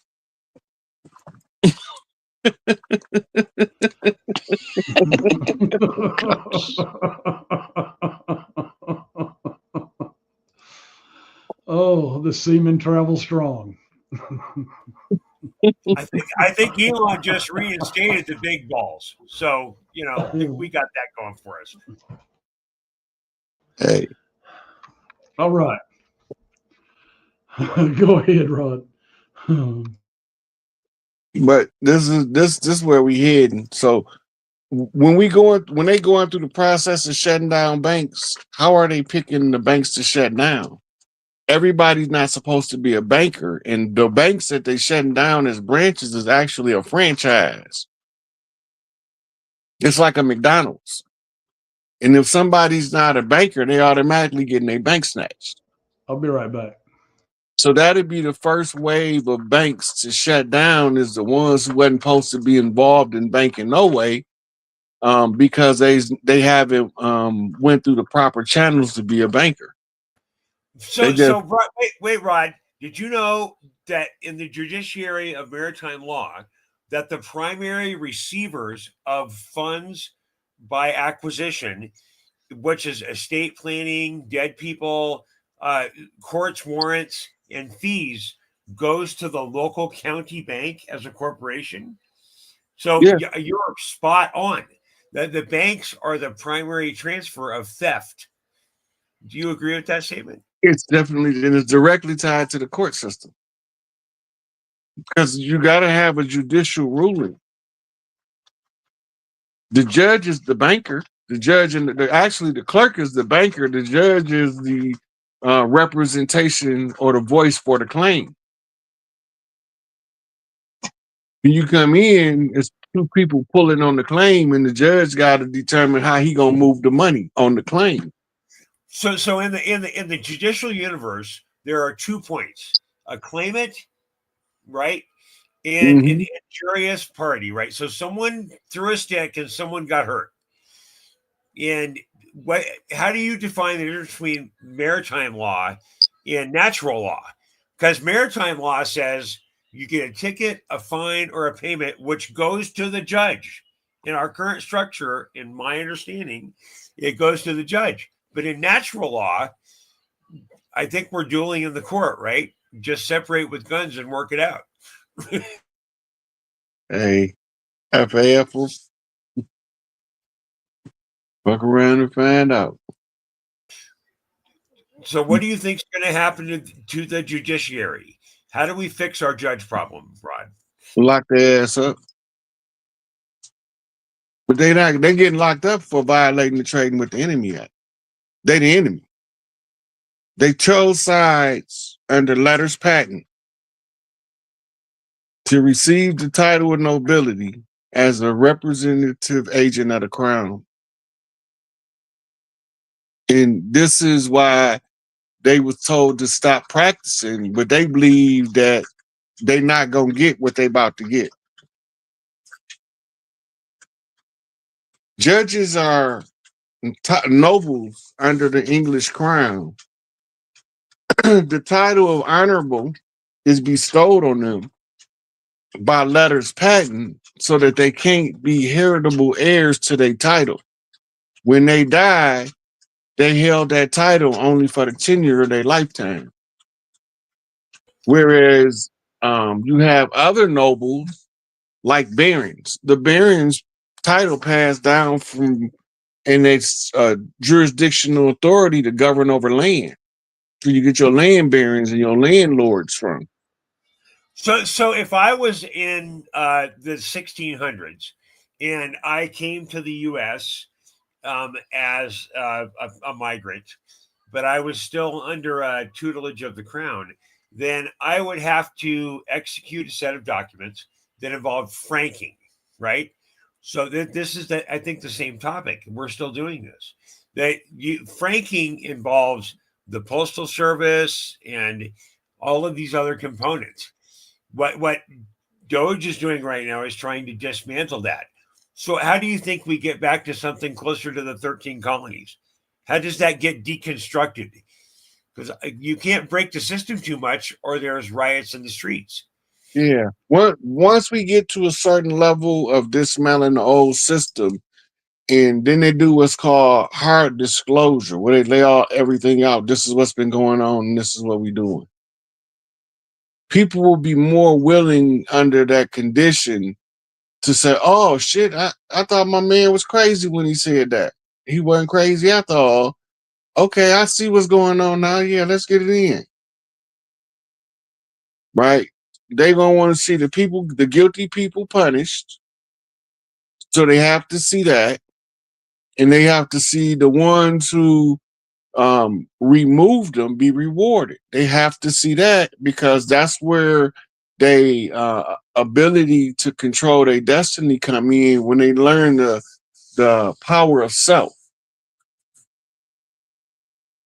Right? Don't close your mind, because once you close your mind, you stay trapped in a paradigm. And the paradigm is a prism. And a prism is a prison for a ray of light. 117 rays. 117 is 8. Infinity. On the loop. So we have a alignment period to get out of the infinity loop. That's right. Go ahead. If we can line up the restoration of the matriarchy with the passing of the Maherta in this particular era, the age of Aquarius, then it sends back the frequency to restore the power to the rightful place. And then a lot of like birth defects start to dissipate. Right? A lot of the collective ignorance begin to fade because people just start knowing shit. You got a 6-year-old kid just go outside and you hear tinkering, tock, tock, boom, boom. You go out there, he done built a whole shed. You're like, who taught you how to do that? Nobody. What you mean, nobody? I just did it. It's the same way when they ask who put the sun position for the planets to rotate around. Who plan was that? Nobody's, but it's there. Got to be all of our plan in order for it to be one of our plan. You got to figure out how to play the game, and the game's smooth sailing after that. You got to take those bills. Yeah, people think they're supposed to like every part of the game. You ain't supposed to like it all. Some of it's supposed to piss you off. Some of it's supposed to hurt your feelings. You got to build yourself up to receive what you're trying to get out the game.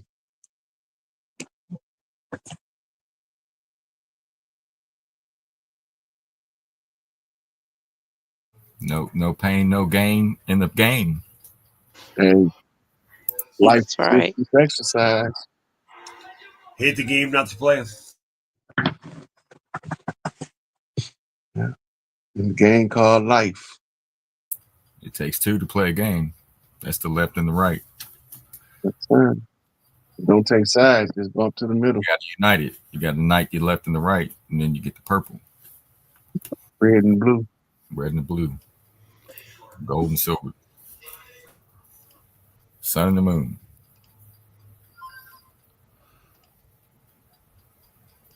Yep. It's an inside job. So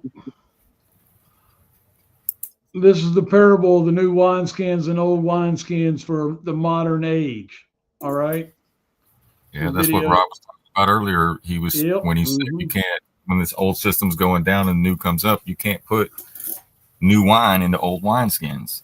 And they said it was going to be biblical. That's what, that's the way I look at the wineskins as well, as far as the system collapsing and the new one in the background simultaneously. You can't, and they said Trump's going to fix it. It's broken. You know what I'm saying? So you can't fix something that's broken, and you can't put new wine into old wineskins.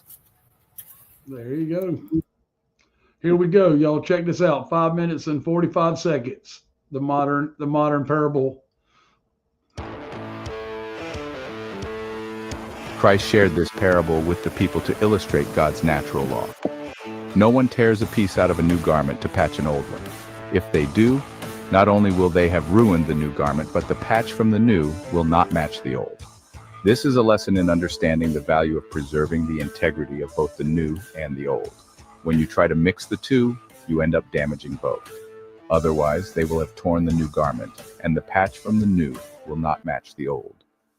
This principle can be applied to many aspects of life, from relationships to traditions. It teaches us to respect the uniqueness and purpose of each element, rather than forcing them to fit together unnaturally. And no one pours new wine into old wineskins. The new wine, still fermenting, will expand and burst the old brittle skins. This is a metaphor for new ideas and old frameworks. Trying to fit innovative concepts into outdated systems can lead to failure and loss. Otherwise, the new wine will burst the skins, the wine will run out, and the wineskins will be ruined. This imagery vividly illustrates the consequences of not adapting to change.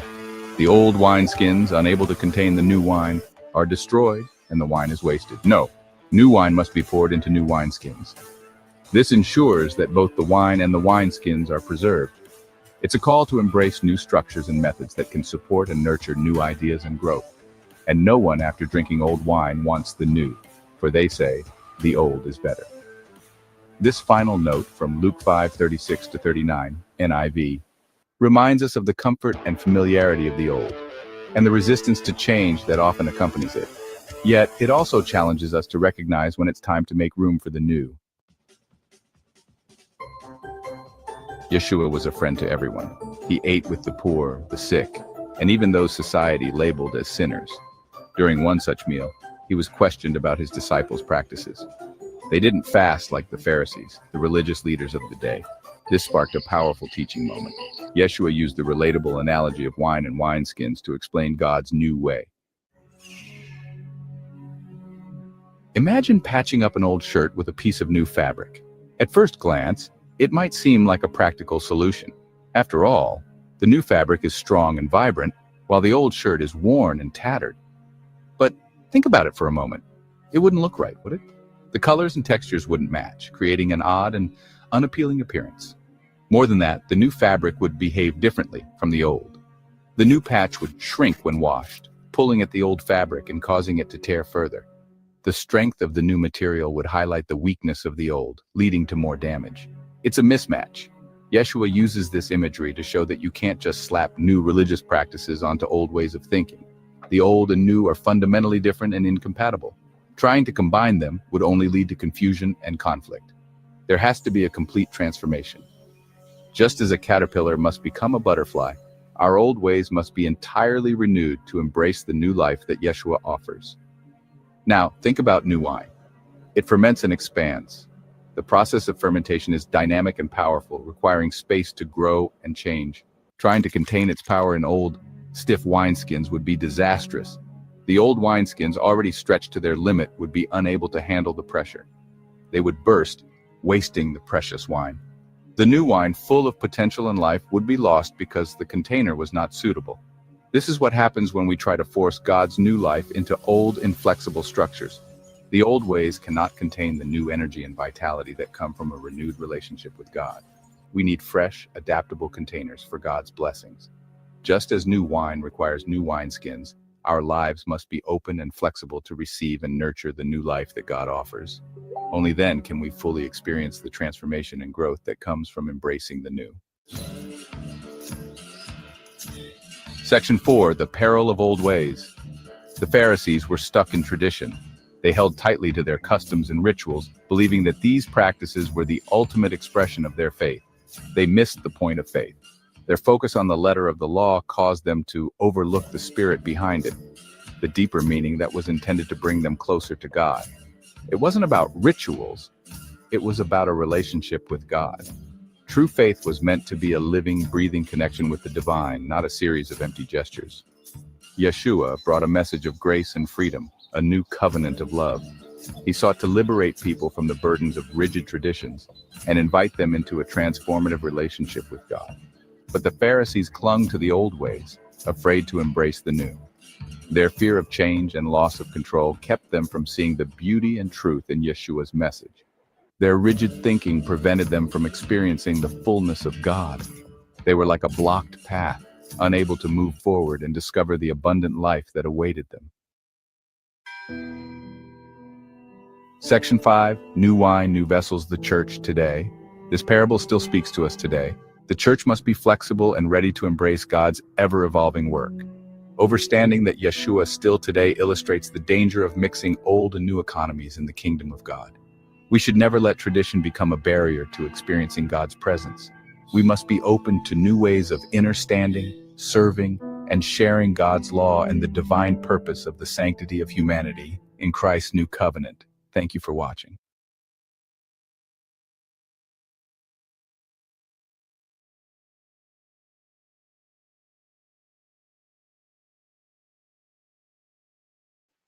You muted Mike.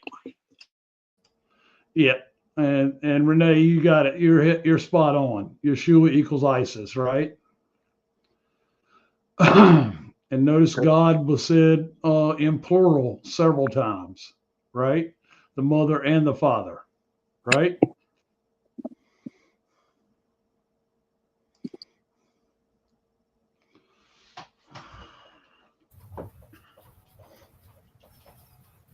Yep. That all goes back to the red and the blue. Yep. 369, she drank wine.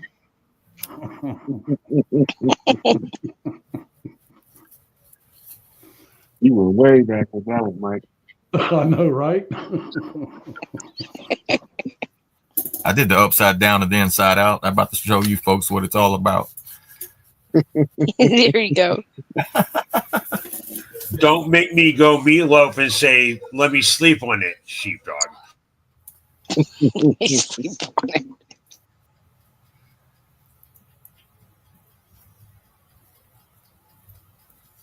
Hey, Rod, what book would you recommend somebody to read?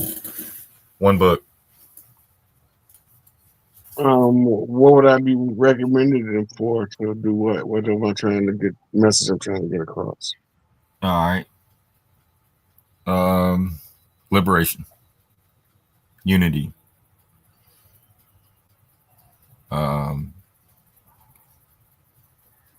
Something to that effect. So I know you recommended what are those books that we got? Miss Sheepdog in there? The Occupation of Planet Earth? No, it's the other one. I can't think of it right off the hand. It's sitting right next to you, I believe. The Nasara? No. I don't know. I got a bunch. I put them back around the bookshelf, so I'm not sure. Do you remember what it was about? So it's so many different. Like normally, when I give people book references, I'll be dealing with a topic, or I'll be conversating with a person, and then I'll see where, based off how they character is, how they talk, what can help them get to the next level the fastest. And then if they readers, I give them a book.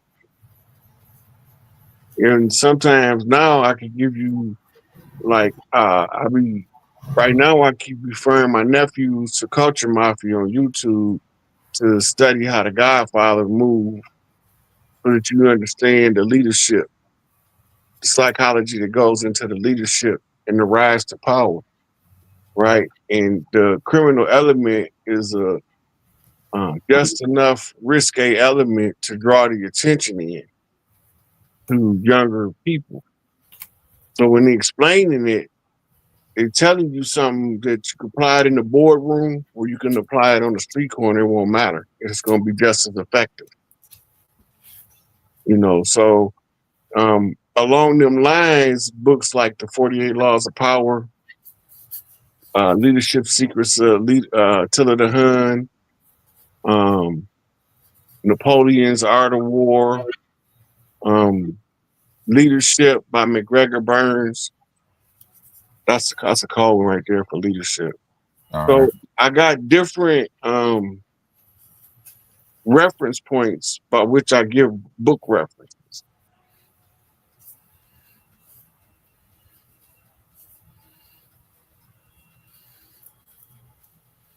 Based on the individual.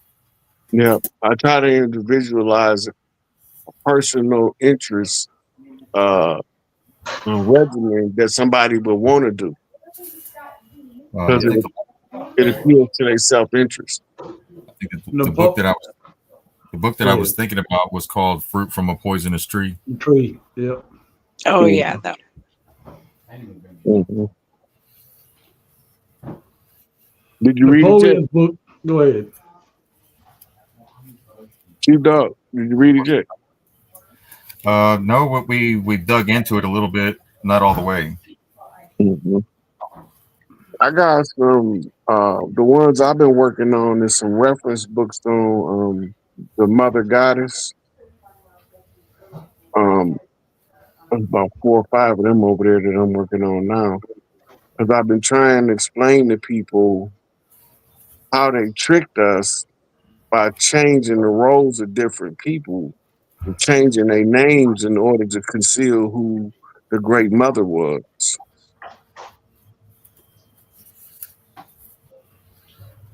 Bang Bang University. Go, Renee. And what was that book called again? Which one? The one you just talked about, for the women.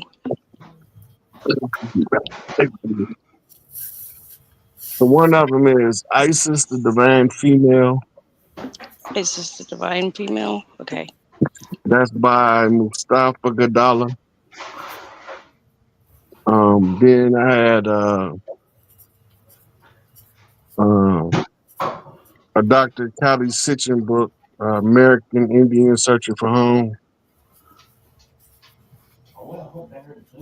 Then I got the Freemasonry and the Hidden Goddess by William Bond. The Isis Thesis by Judy K. King. And Forgotten Gods, Waking Up, Ramtha.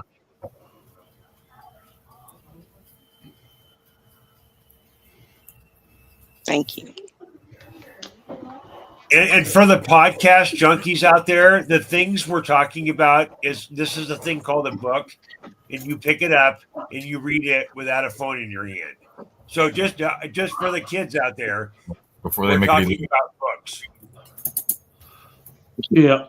The one you recommended on Furibonds, I don't know how to really say her name real well, but Freemasonry and the Hidden Goddess. Uh-huh. Yeah, That's I got that one. That's William Bond. Yeah.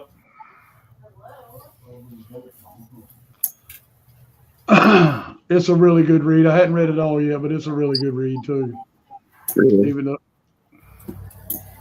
Even though it's for, the Hidden Goddess, right? Mm-hmm.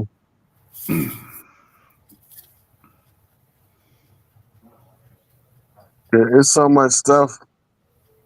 You can't remember everything that you want to tell people all the time because there's so much stuff to tell them.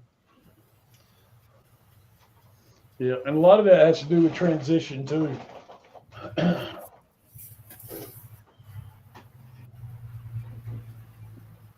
I think the most important stuff for people to know come up first. Right on. Then the supporting information follows.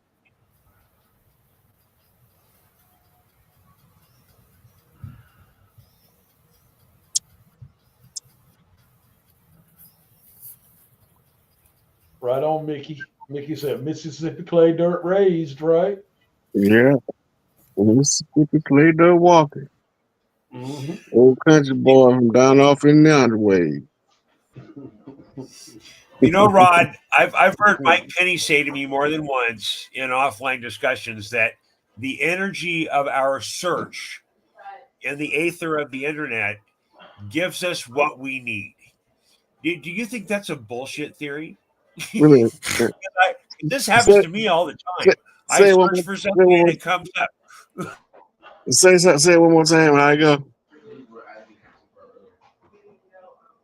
Mike's statement is, and I agree with this, that if you search for something, you'll find it. I think that's a big hope point, and that it applies to the internet and stuff you watch and the way you interpret movies, and all the ways that we get hope. I think if you search for hope, you'll find it. Do you think that's a bullshit theory? Because I live on this. Okay, let's examine life like the game that it is. As you move up in information and awareness, the information that's available to you increase. So now you find yourself learning about multiple streams of information more than the average person if you rise your up to a certain level, because you're going to be interested in stuff regular people not. And then it's going to make you go investigate that, research that. Ooh, I'm going to learn how to do this. What if I learn how to do that? And then you learn how to be a code cracker. And people think you crazy because you see shit. Yeah. We've had a lot of fun with that one. Still doing. Yeah, but the research rewards the researcher. The people that don't research, they got to live off opinions, suppositions, and somebody else's research. I'd rather do my own.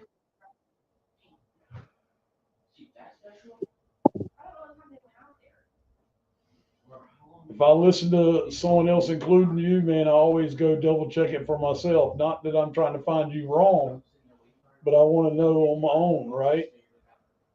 I mean, that's why a lot of times I slow down and I emphasize like how something might work. Because you can go to ask AI the question based off what I'm telling you. AI do the research for the lazy people. And if you ask AI for references for the ambitious, AI get them references to expand their research. That's right. Yeah. I showed everybody how to use the outlines on Young Elders videos to research from. You know, it's not only listening to Young Elder that's fun, because a Young Elder can tell some stories now.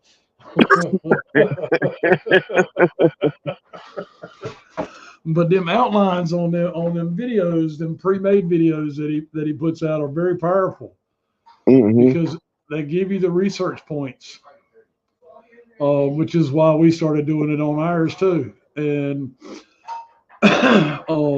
you know, and I'm grateful for that example because Gandalf, I, and Mr. and Mr. Sheepdog, we've really pulled a lot of data together and made some videos, you know, that weren't 3 hours long like a show, right? And it serves a purpose for people to find out for themselves. And you know, TikTok is famous for a reason. They got them 10 minute or less videos, right? Sure, that's people with short attention span. That's right.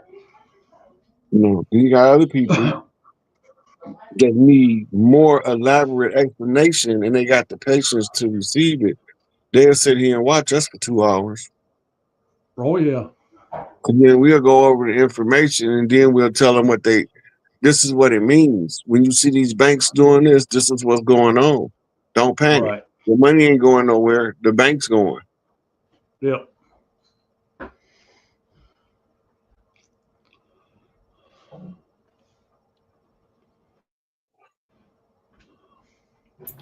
Yeah, we're at that fork now with AI, and just like Rob was saying about doing your own research. That's real important right now, especially at this fork in the road with the battle between humans and AI. It's you don't want to be. You can use the system, but don't have it suck. Like what did Prince say? He says you can hop on the computer, but don't let the computer hop on you. Right. Yeah. Another one that's been real good for us. Go ahead, Sheepdog. No, that's it. That's where we're at. That's the battle right now we're having. Is, you know, those that go seek and find and are still connected to you know, their higher self in that process, you know, and versus being connected to your phone through AI and getting the answers that way. You're missing it. there's a fork in the road. You're taking a different turn. You're taking a hard left, right? So, look, I got thousands of books on PDF, and I got thousands of books hard print.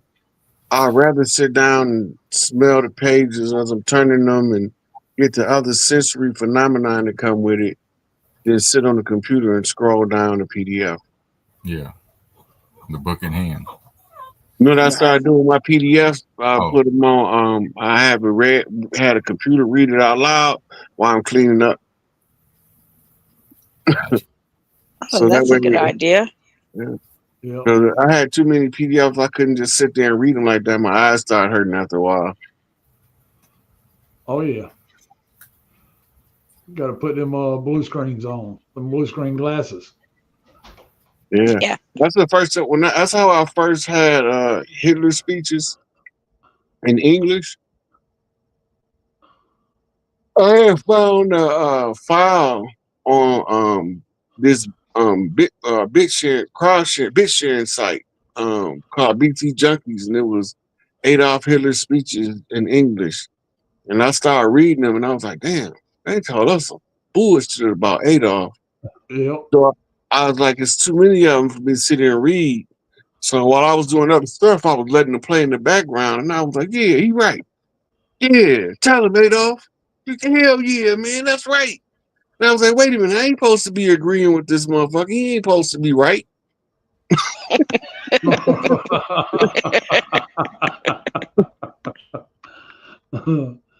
They said he was the bad guy. Of course. Say hello to my little friend. Look at me. Hitler was prosecuted by suit of war, physically suit of war, for arresting the Rothschilds and the Rockefellers in Switzerland and France. That's why World War I happened. World War II. World War II, yeah. I'm sorry, World War II. One of those world wars. Well, that and the Bolsheviks. He went after the Bolsheviks too.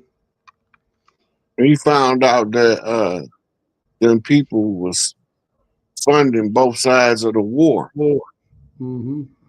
And he was really pissed because of the France from World War I had plummeted Germany into deep debt by charging them reparations from World War I that they was never going to be able to come from under without a armed rebellion.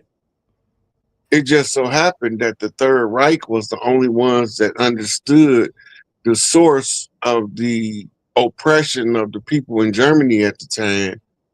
And the other parties was trying to go about business as usual. Like the Democrats now, they kicking and screaming because they're getting audited. Well, they don't want to answer. They don't want to answer for the dirt they did. In the Hitler history that we're told, there was an incident called the Night of 1,000 Knives. Yeah, this was the transition from the Weimar dynasty of under Wilhelm into the new democratic structure of the Hitler hierarchy.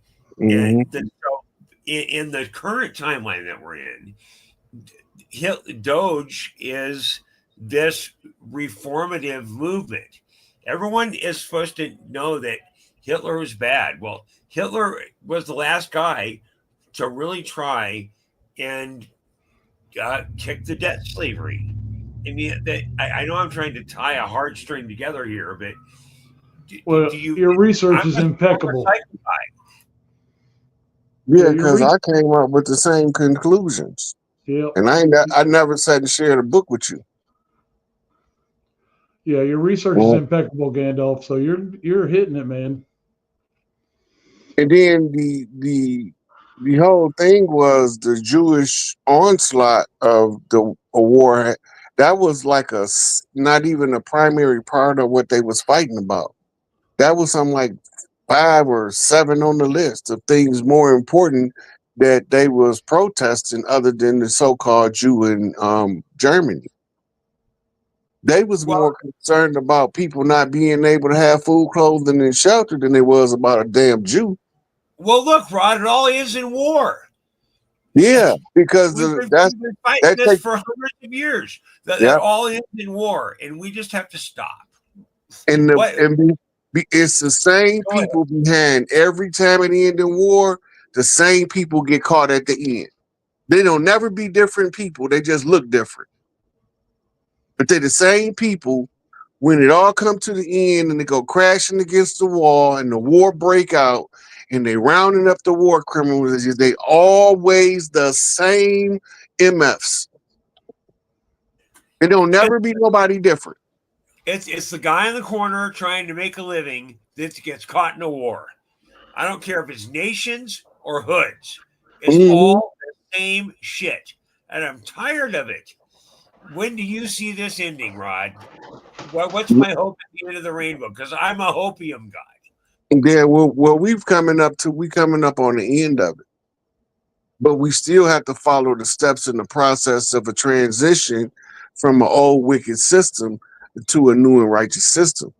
The old wicked system has to be torn down. Two things can't occupy the same place at the same time. We had to go back out the same way we came in. That means if we came in from common law to the republic to the corporation, we had to kill the corporation.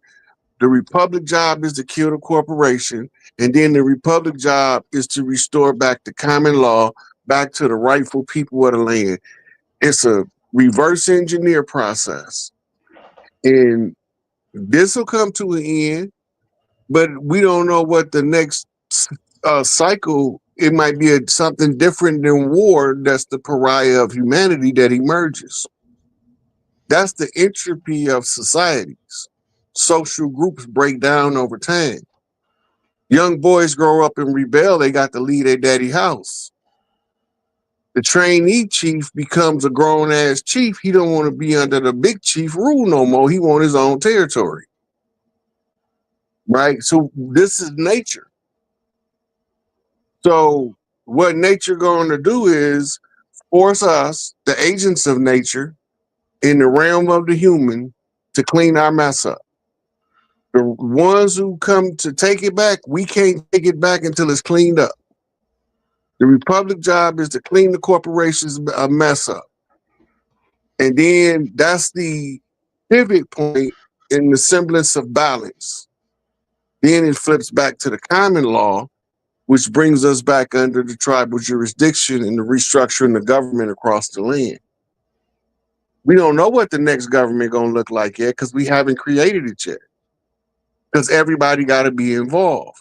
When you start saying everybody except that group, you start creating a separatist society again, a divide and conquer mechanism in order for your enemy to slide in again. So you got to involve everybody. And the irony is, under the matriarchal tribal tradition, if your 3-year-old asks you a question and it makes sense, you obligated to take it to the tribal council. You know?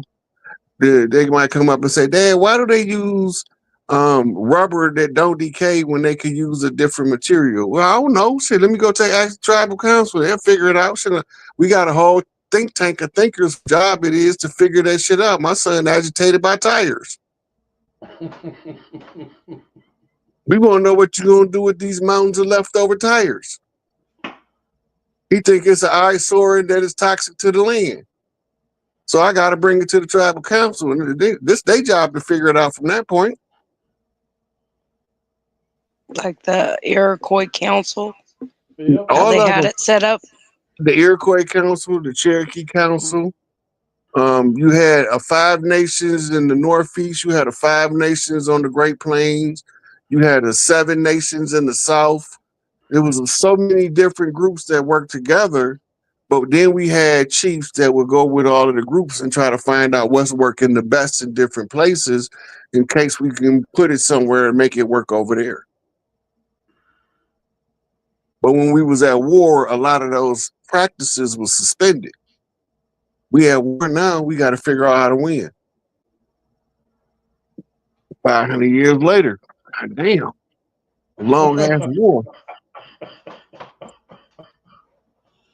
Oh, The last leg of a 6,000-year tyranny on Earth. yep.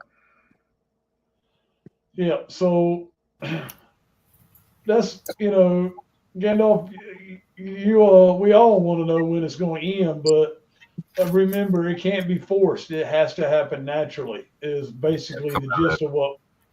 Go ahead, Sheepdog. Oh, I'm sorry, Mike. I was just going to say, you got to come out of that left-right paradigm, the division Right. that keeps the house divided. The red and the blue got to come. I'm sorry, Sheepdog. Go ahead. No, the red and blue got to come together, and that's all the way from the streets all the way up. So I want to chime in for a second here if I can. I need like 4 minutes. So there's a convergence, in my opinion. There's a good movie, Divergence. Well, convergence and divergence are different. Come on, Mike. You know I'm a language guy. So divergence of sequence is really an interesting topic here. I have 3 minutes left. So that if you talk about the Cinderella mirror or whatever they call that in the government structure, all the bad guys are super scared about a convergence of prophecy by government regulation. Looking Glass is the project that I'm referring to. Mm-hmm. If I go to the other side of that, then I have the Hopi prophecy. I have the Bereshit prophecy, which no one's mentioned yet. And the Bereshit prophecy is on the Hebraic calendar, which I think we're in 5784 or something like that. And the Bereshit prophecy comes in right about now. The Hopi Four Winds prophecy, the Bereshit prophecy, the Enoch prophecy all come to the same conclusion, that there is going to be this flash event where we have access to post 4966 to our very pertinent DNA. And what this allows us to do as we have access to this resource. And this goes right to the preach I did yesterday about being an ambassador of faith, that if you allow yourself to plug in to what's happening right now in our realm, that you have the accessibility to be a vessel of change in this environment. Right? So look, we've talked around this for 2 hours and 19 minutes. And how do we do this? Because I still believe in my heart of hearts, I have 20 seconds left, that if we make a tipping point in our society around hope, change, not the Obama hope and change, but the Holy Spirit hope and change, that we might win this thing. And I have an interest in winning this thing. It's already won. Thank you, Mrs. Sheepdog. You hit that right over the net. The eagle has landed. He said Yep. not the Obama hope. I was sitting there thinking Obama hope means pose on poles. Oh my God. Moab. Cross-dressing hoes on poles at that. Yeah, we got kickstands. We do. We got kickstands. Right. And speaking of that, I learned today that Chris Farley is playing Chris Christie. That wouldn't surprise me. Oh yeah, he did a good breakdown. Yeah. Yeah, he really I want to did. know who's playing that crazy ass lady who keeps screaming about Trump all the time. Bro, she's some part of some oversight. And she's already been indicted. Oh yeah. For trying to set Trump up. You know what I'm talking about? The black lady? Letitia James. I think that's her name. Yeah, that's Yeah. her. Yes. You can't cover up these people's BS. No. It's gonna come out. Let them keep auditing. Finding where all this money going. When they find out where all this money going, they're gonna tell y'all where all the babies at. Well, Letitia James looks like a James Letitia, linebacker for the Cowboys.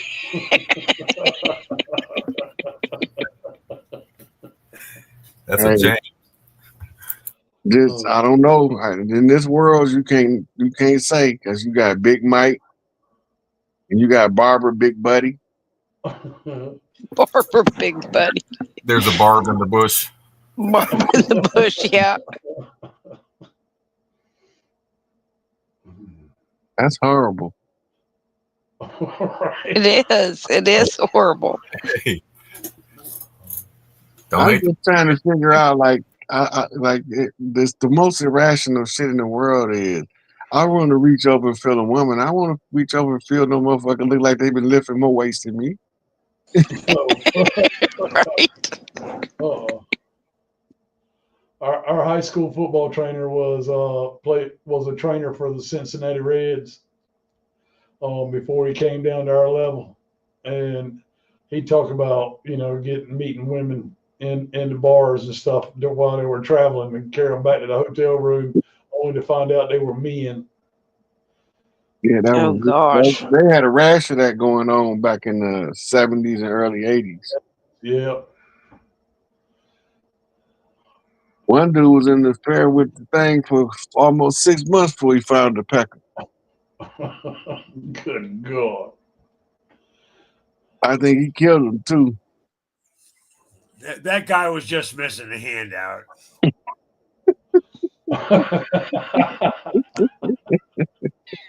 Oh my gosh. All right, so I want to know how many of us think that Trump is Elvis. No. Elvis is the groundskeeper of Graceland. His 90-year-old ass, gray ass beard. Elvis is Bob Joyce. He lives in Arkansas and he runs a church. I did a show on it. Elvis is not Bob Joyce. Flattest Fifth Earth. I seen that guy. He sing like you know. He sure does. He sure does. But a lot The of us Flattest don't- Fifth Earther does that comparison, and he does. It looks pretty much like him, or he may have played him or something. I think his gene pool was used in making this version of Trump. I don't know. I tell you, I just know that they got a lot of these people got doubles and lookalikes, and sometimes a lookalike can be mistaken for the person because they look alike. Yeah, right. Like this new Dave Chappelle. Mike Penny just said Elvis is in the building is the new banner on the White House. I think I just heard that. Yeah, we talked about the Dave Chappelle. I want to see his name on a couple executive orders. Right. Elvis A. Presley. And Black Ink. Well, Trump even compared himself to Elvis too. Those would be the blue suede shoed EOs. I mean, he had Trump behind him like Elvis did back when he walked out on stage. It said Elvis with the bulb lights. Trump had the same bulb lights. Yep. At the RNC. But you gotta remember, imitation is a sincere form of flattery. Right. So what's the best way to get somebody that you appreciate a shout out than to imitate them? True.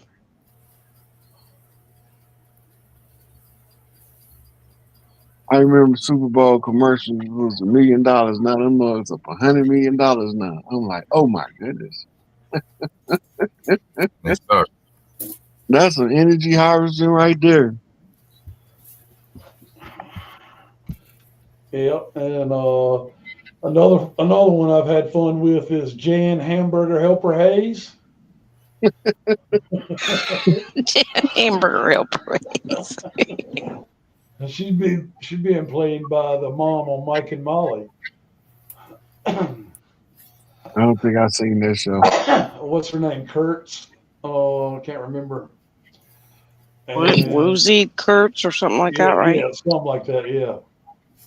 Some of them ain't even changed their appearance. Like I'm Nicole Brown Simpson. Here, this show is side by side, and now this bitch is Nicole Brown Simpson. Yep. Oh yeah, definitely. I was like, how I didn't see that before. You know the last words that Nicole Brown Simpson ever heard? You know the last words she ever heard? I don't know. Your waiter will be with you in just a moment. He pulled right on up.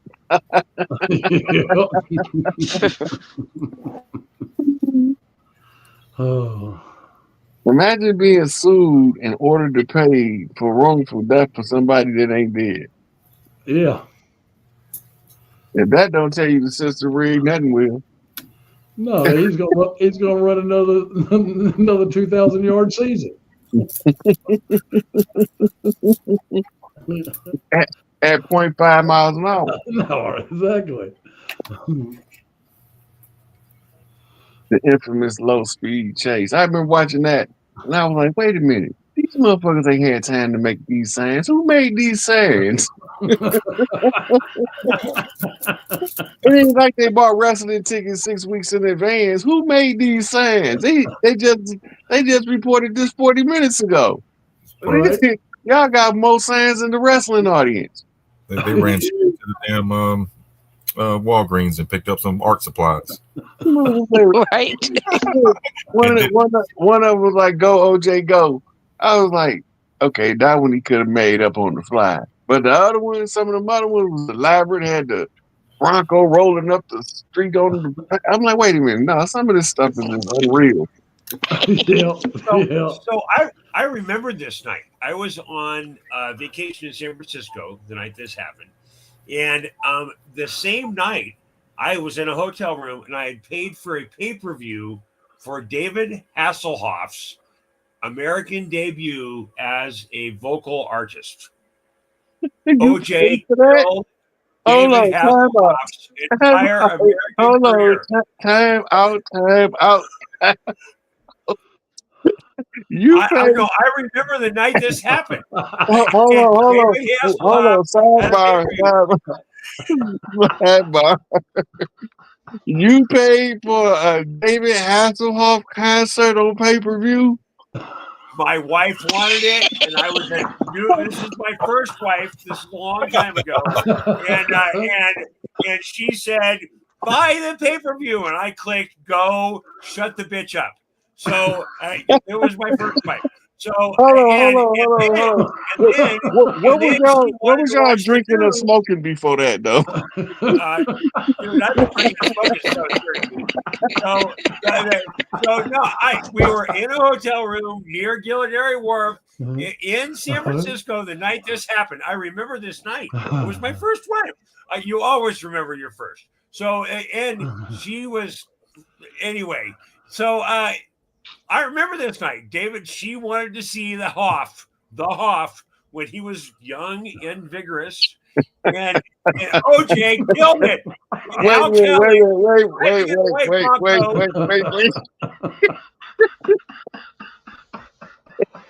David Hasselhoff ain't been young and vigorous since the 60s.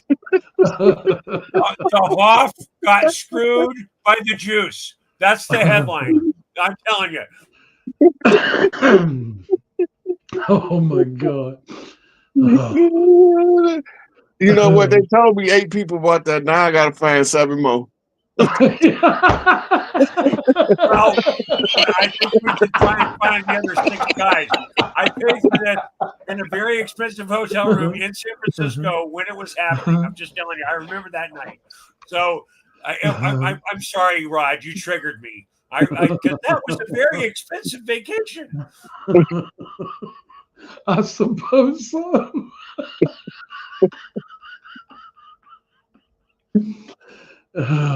You must have really been in love with that woman. Oh yeah. So you sit there and watch Harry Chess David Hasselhoff singing in concert.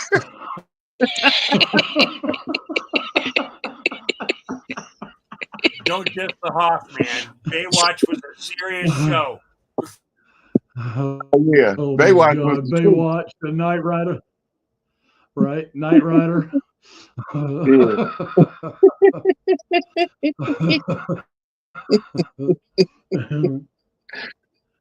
man. Okay, go ahead. Okay, so we at the part now. We passed the David Hasselhoff.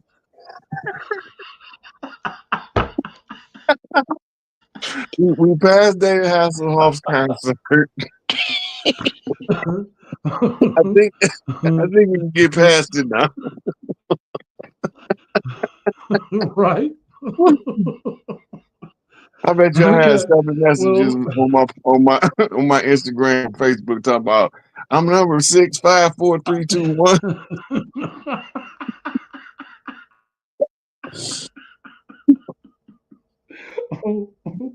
Oh man, that was good for the soul right there.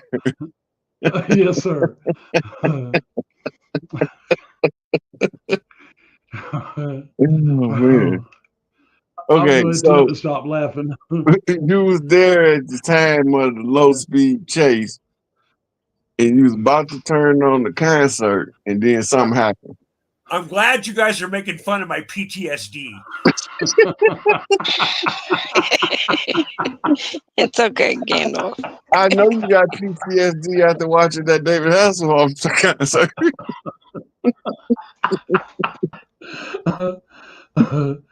Oh, now we know what. Now we know why you're no longer Pastor Flip Flop and you're the wizard. That's a low blow, man. That's a low blow. You ran clean out the church into the forest. We love you, brother. We love you. Oh, that was good. That was good. Yeah, it was. Thank you. So, so everybody does know that Kamala's being played by Everybody Loves Raymond wife, right? It's a couple people playing Kamala. One of them a dude. Oh yeah.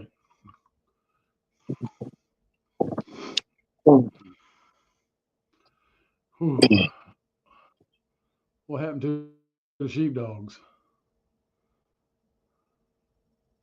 We lost the sheepdogs. The aliens have gotten them, and they should cover their ass. Beam me up, Scotty. I think that their internet went out. According to the mainstream media, aliens travel thousands of miles to interrogate people's asses. So the sheepdogs should watch their tail.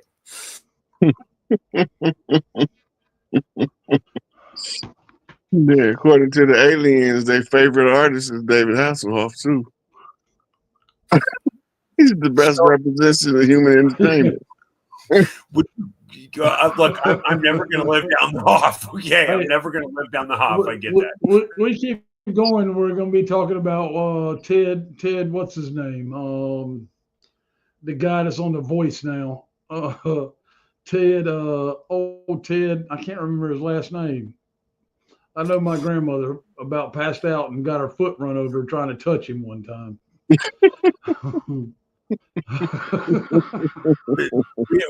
we have been reduced to podiatric references.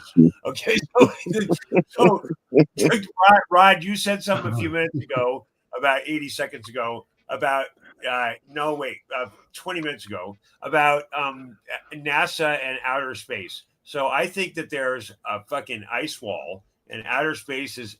Oh, Miss Sheepdog's gonna save me. Sorry, our power went off for a second.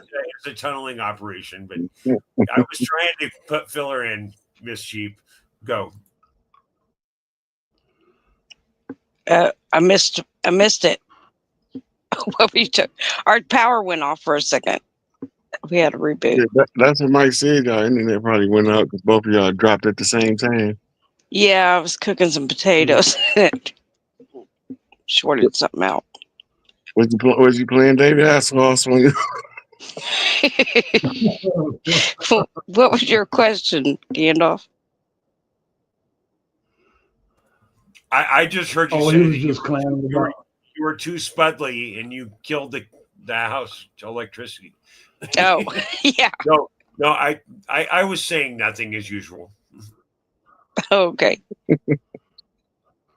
He's trying to live down in the Hasselhoff reference.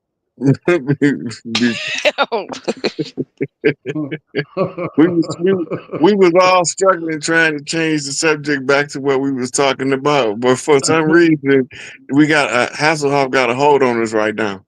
Right. That was funny though. Do not deny the power of the Hoff. Hey, you gotta have some kind of power. We've been talking about it for 5 minutes and laughing the whole. Right. That guy, Right. that guy. Yeah, Tom Jones. That's it. Yeah. Oh, yeah. Tom Jones. We used to sing a song when we was little. Tom Jones down at the bottom. I don't know where we got it from, but we used to be serious when we sang. Tom Right. Jones down at the bottom, and I don't know what it means to this day, but we had some kind of reference for it. Oh. So, Danae 17 is asking, says, Rod, please tell them about her vomiting when they showed her Frazzle video and how she agreed to play her role. Yeah. Okay. So first, you gotta know what her role is. Her role was to play the harlot that's trying to seize the power but failed miserably. That's her role. Chucks and pearls, sniper and the shooter. And so when they first went to her with it, they was going off her zealous nature as a prosecutor. And they told her what they wanted to do, and they showed her that Frazzle drip video. And she was throwing up in the garbage can after she seen it. And she was like, how do we stop this shit? And so she went in to fail miserably. Self-sacrifice is the highest form of sacrifice. The same thing Drake doing in the beef with Kendrick Lamar. Dive on a grenade, save the team, and you might not die in the process. Falling on the sword. Yeah.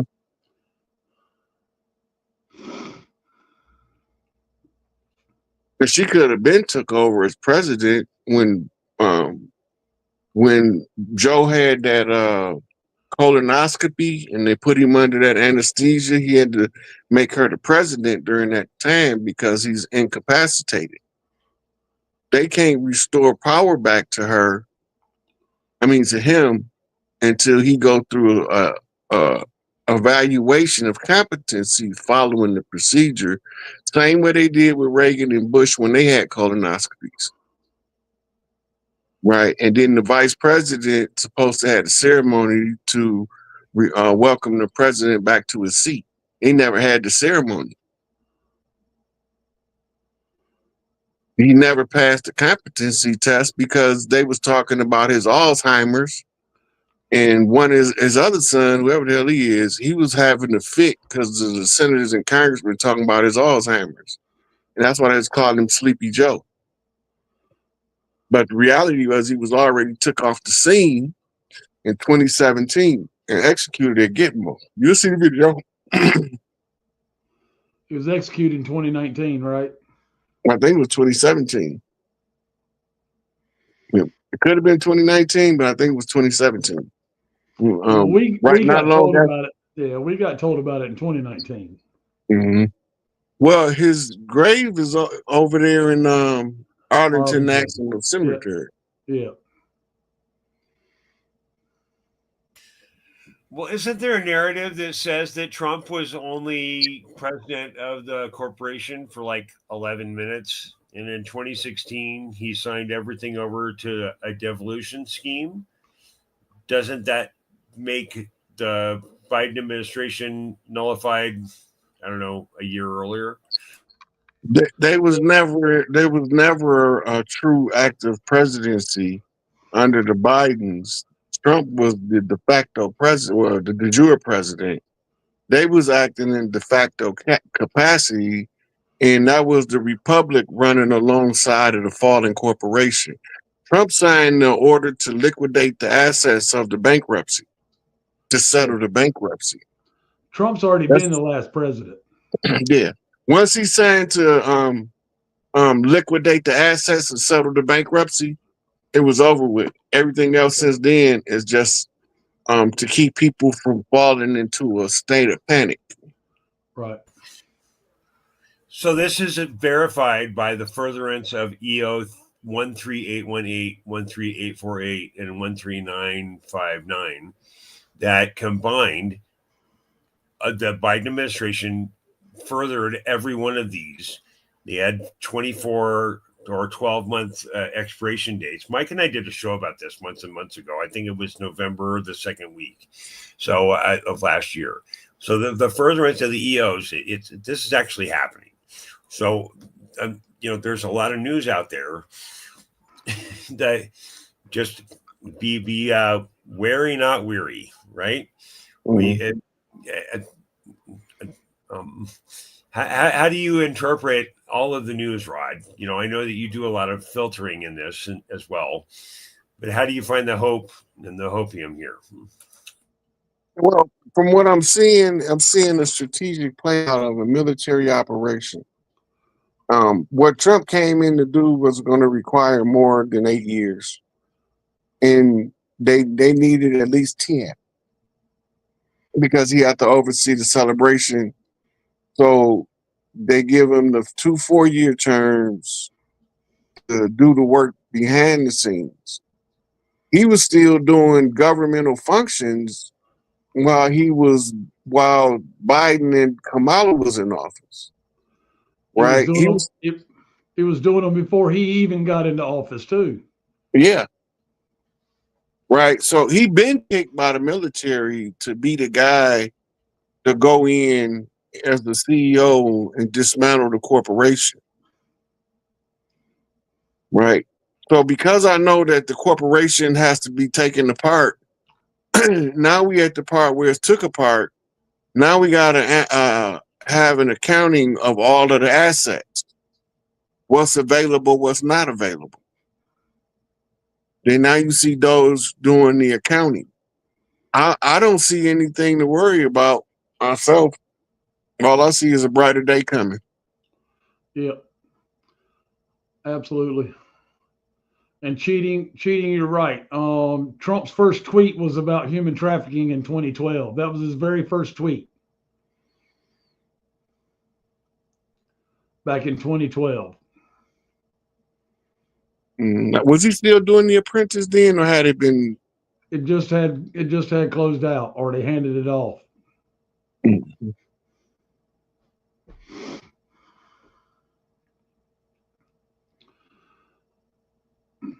So, a lot of the stuff that we're seeing now is stuff that's already been done, but it has to play out to keep the people safe, right? And yeah, because they're gonna want an explanation. Yep. Right. So while they showing you this, they misappropriate this many billions of dollars, so we dismantling them. Yeah. Now the people say, if that was that's my money, that's my tax dollar. Right. So they dismantle them so we could put somebody in there to run this the right way. So far, out of all of the audits that's been done, the only one that came out and can account for all of their money has been the Marines. But the Marines is the only ones wasn't running Black Ops. Yeah. So what Rod is talking about right now is the Marines weren't the only ones running Black Ops. The SEALs were, right? But the military industrial complex is not the military that we're talking about. Okay. We're talking about we're talking about the branches now. Right. Exactly. The military industrial complex is the people deciding who they're going to use our military to fight against for this next money making scheme they come up with. Right.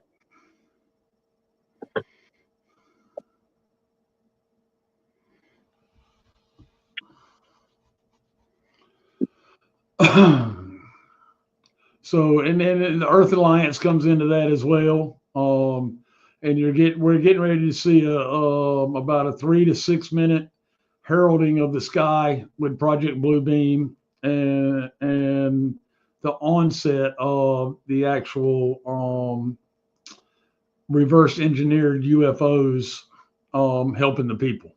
Okay, so Project Bluebeam to scare the shit out of us, right? and then the actual help. It's all culminating right now with the collapse.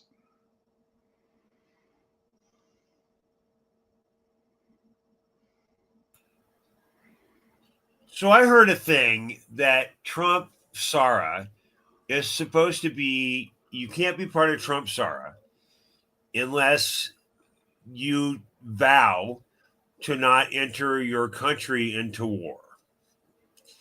So how do we stop the business of war? It's already stopped, Gandalf. That's what we're telling you. Okay, and that thing about Trump SARA is all about the relinquishing the attachment to the 14th Amendment, being a U.S. citizen.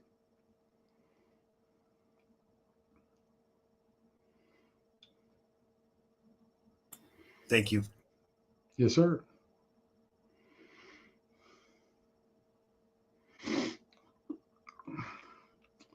Y'all, knowledge is truly the sword here. Okay? Knowledge is truly the sword. Really. I mean, when we fill ourselves with the necessary knowledge of true civics and the actual Constitution, okay? Yeah, it looks like Trump is going against the Constitution. That's because the Constitution was thrown out the window years ago, 1892 or something like that, or 1891. Yeah, it was replaced with the secondary constitution. Right. And March of 1871. and that's when all of the statutes and codes started rolling out. Yeah, and Yeah, I executive remember orders. before the 1800s, we didn't even have prisons over here. Right.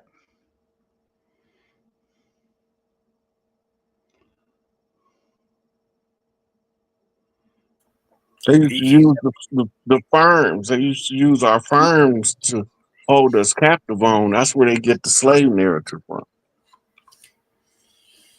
The Act of 1871 established a baseline for the legal standard of maritime law, and the theft of our constitutional rights started in 1871.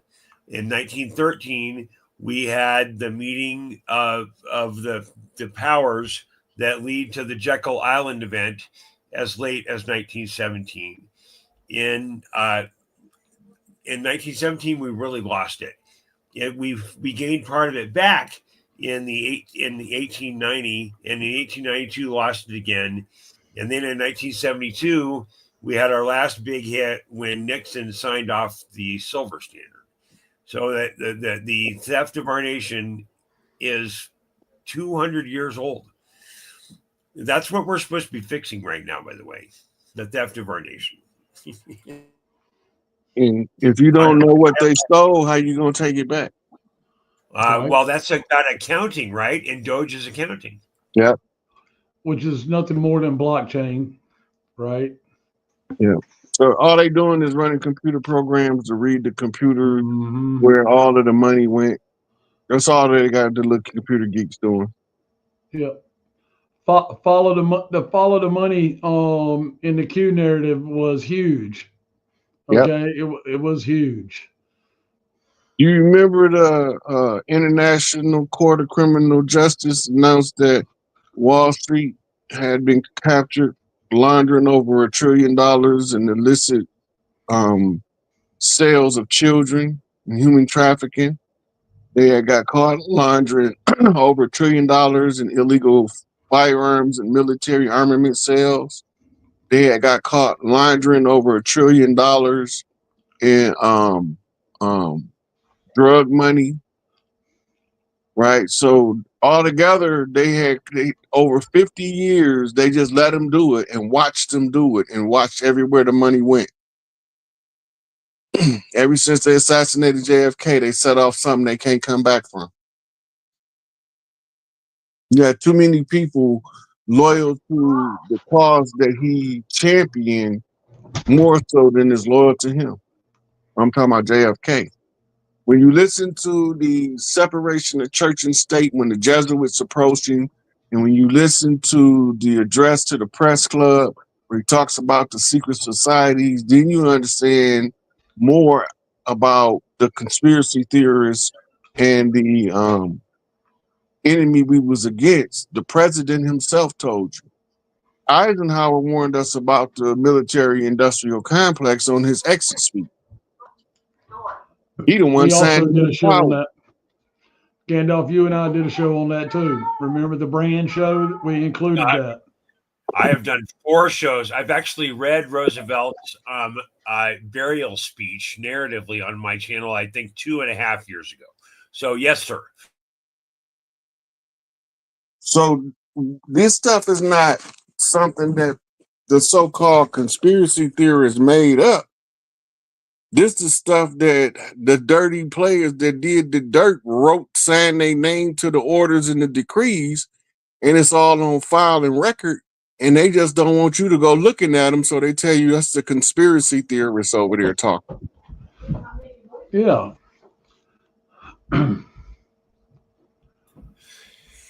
The root of the term conspiracy theory, quote unquote, is based on a disinformation strategy that was launched by the CIA shortly after JFK was assassinated.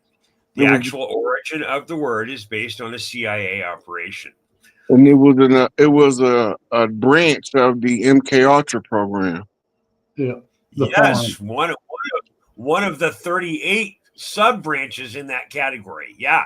So this programming ethic is so hard to get people over because, you know, the first response to denial is it's not just a river in Egypt. You don't want to believe it. So you have a bunch of experience doing this, Rod. How do you get people over the first initial no way? That has to happen. That's the cognitive dissonance effect of first hearing the information. Like when I found out the white man ain't white, my feelings was hurt so bad. Because now I'm looking at the wrong people as the enemy, and these are the people that everybody been telling me to look at like the enemy. But then when I see the enemy for what they is, I mean, you rotten motherfuckers. You know, so you have that shock value that comes with the first time somebody hears something. You got to always never underestimate the power of planting the seed. Everybody not going to be ready for the information when they first hear it. But as they start seeing things play out, it'll start to make sense to them. And they were like, that's what he was talking about right there. No. It's clean over. I got it. Sound like the sheepdog chasing the coyote over there, don't it? Right. No. Is that over here? That's my kids doing something to help their older sister. She decided it's not it's time for her to get the hell out of the capital city of Raleigh because it's going crazy up there. Mm-hmm. But it's also an energy pool too. Yep. You know, different people got to be in different places on the land, and the land gonna make a move there, whether they want to or not. Or not. Yep. It'd be so uncomfortable trying to stay where you ain't supposed to be that you won't be able to stay there. Right.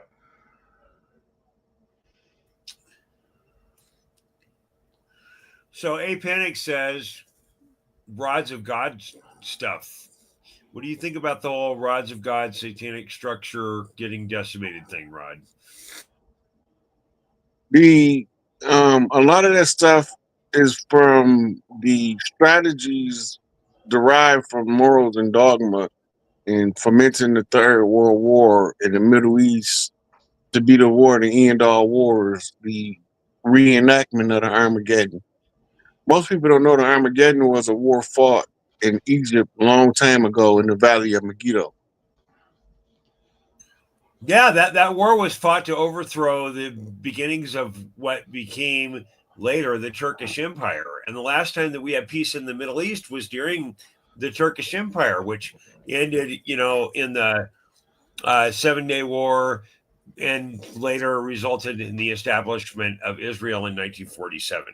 So I think this That's whole the narrative. Ottoman. Yeah, that's really came out of the Ottoman Empire, which is now modern day Turkey. Yeah. Yes, sir. I misspoke. I agree, Mike. But do we get back there, Rod? What do you see? It's gonna be peace. But we still, before the peace come, we're gonna have some real good people do some real horrible shit to some real bad people.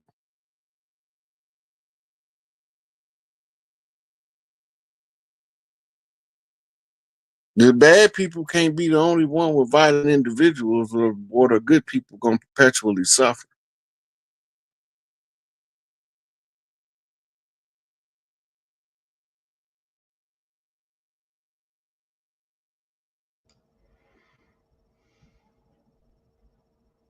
But the banking thing is the financial relief. Taking over the government is the day-to-day relief. It's up to us, we the people, to eliminate the lines of divide and conquer. That's not the government job. That's not Donald J. job.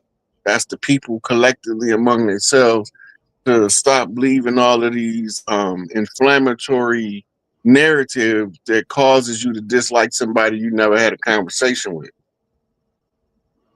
I found out from being in prison that you can't judge a person without having a conversation with them first.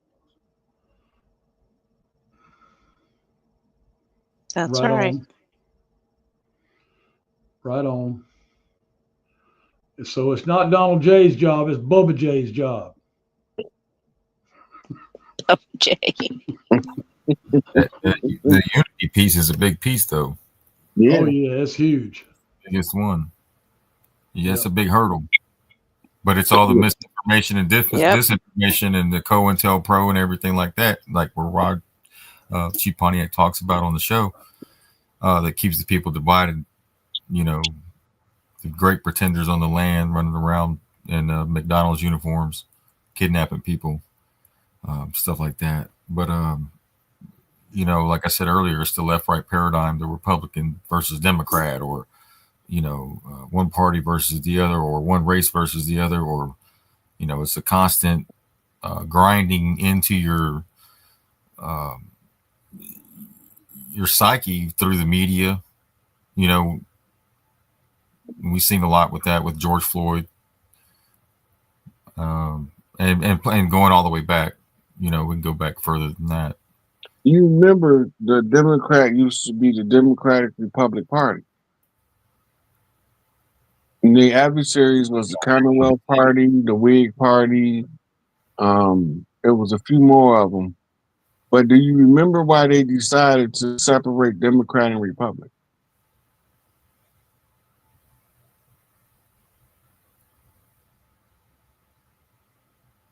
The reason they did it is because, according to the writings of the ones involved, they said they had to maintain the appearance of an adversarial system if they are to maintain control of the people.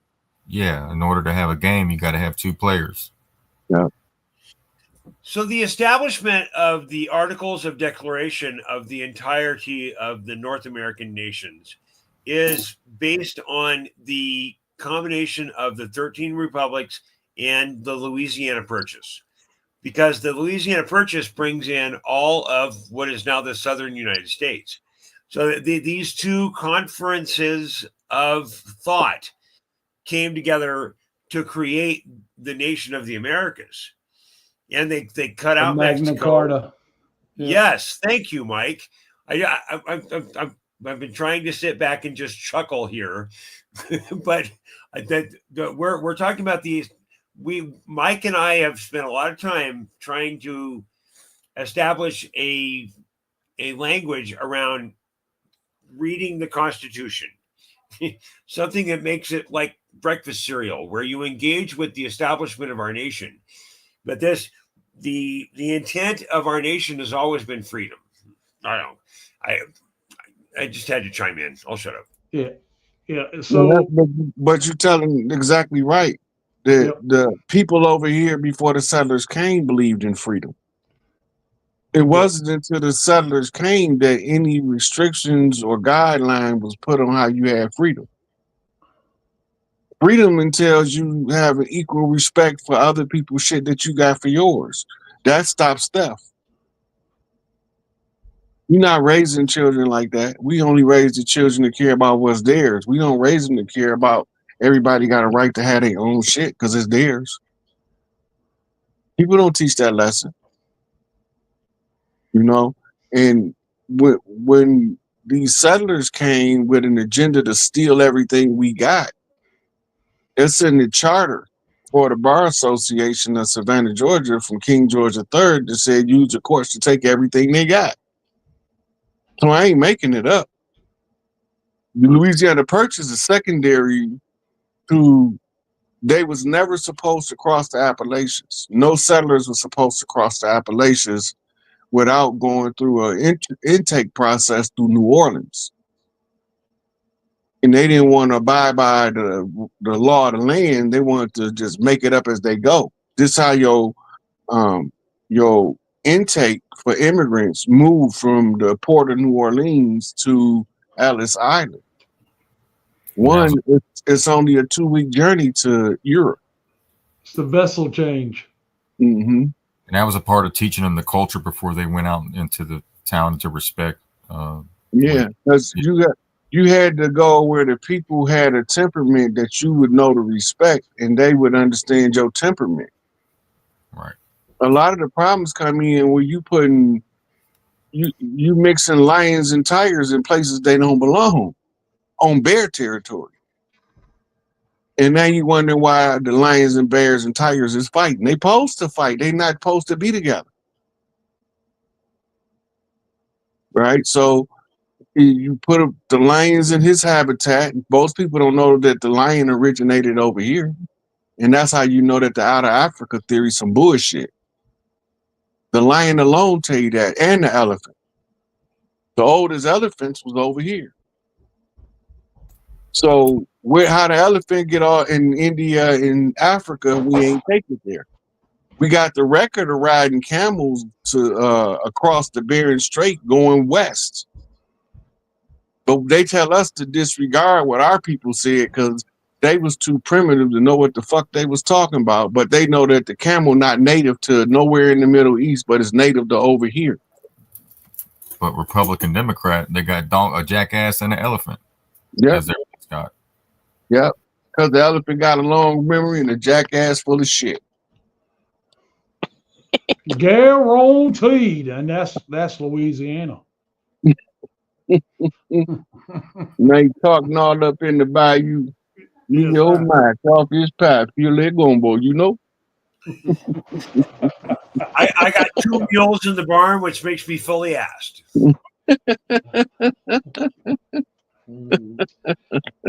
That's some Huck Finn shit right there. Yeah. Look, you remember when Trump was about to run for office and he was deciding if he was going to run Republican or Democrat? Yep.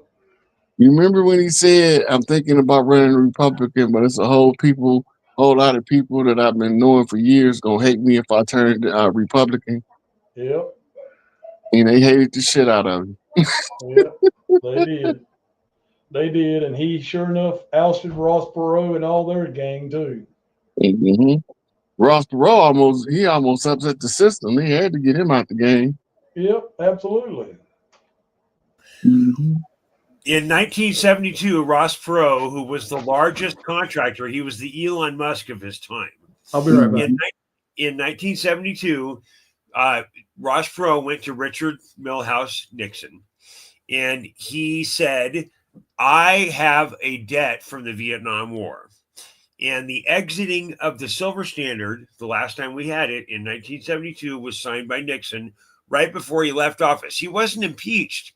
He was threatened by impeachment, and he left. The second thing that Richard Nixon did was he bought from Ross Perot, under the banner of Perot Voting Systems, which was sold to Dell and then to HP, currently owned by HP, a percentage of the back-end systems for Dominion to this day. In 72, Nixon also enacted the first back-end voting system for our entire nation. So, sorry, just a factoid. Yeah, that's some Democratic shit right there if I ever heard it. But the Ross Perot, because Bill Clinton was a businessman. He wasn't a politician, but he was a businessman in politics. And they needed a businessman to take over. And he almost upset the apple cart with that shit. He was the wrong businessman, and he was getting too far ahead too fast. We be forgetting that they threatened to kill him and his whole family if he ain't drop out the race. We be forgetting that, like that never happened. That part of it don't count. He looked just like Ratatouille. Ratatouille. Yeah, it did. I used to love to see Dana Carvey do Ross Perot on Saturday Night Live. That used to tickle the shit out of me. Yeah, he's pretty funny. Yeah, he's doing Ross Perot. Yeah, the other comedian too was on Saturday Night Live. Used to do him too. There's Dana Carvey, and I think Martin Short was the other one. Martin Short. Yeah, he had me dying laughing doing Ross Perot. And they had like that character was so down. Like I'm surprised, but people find it hard to believe that they can get a character to play somebody so well after watching those skits. And now you got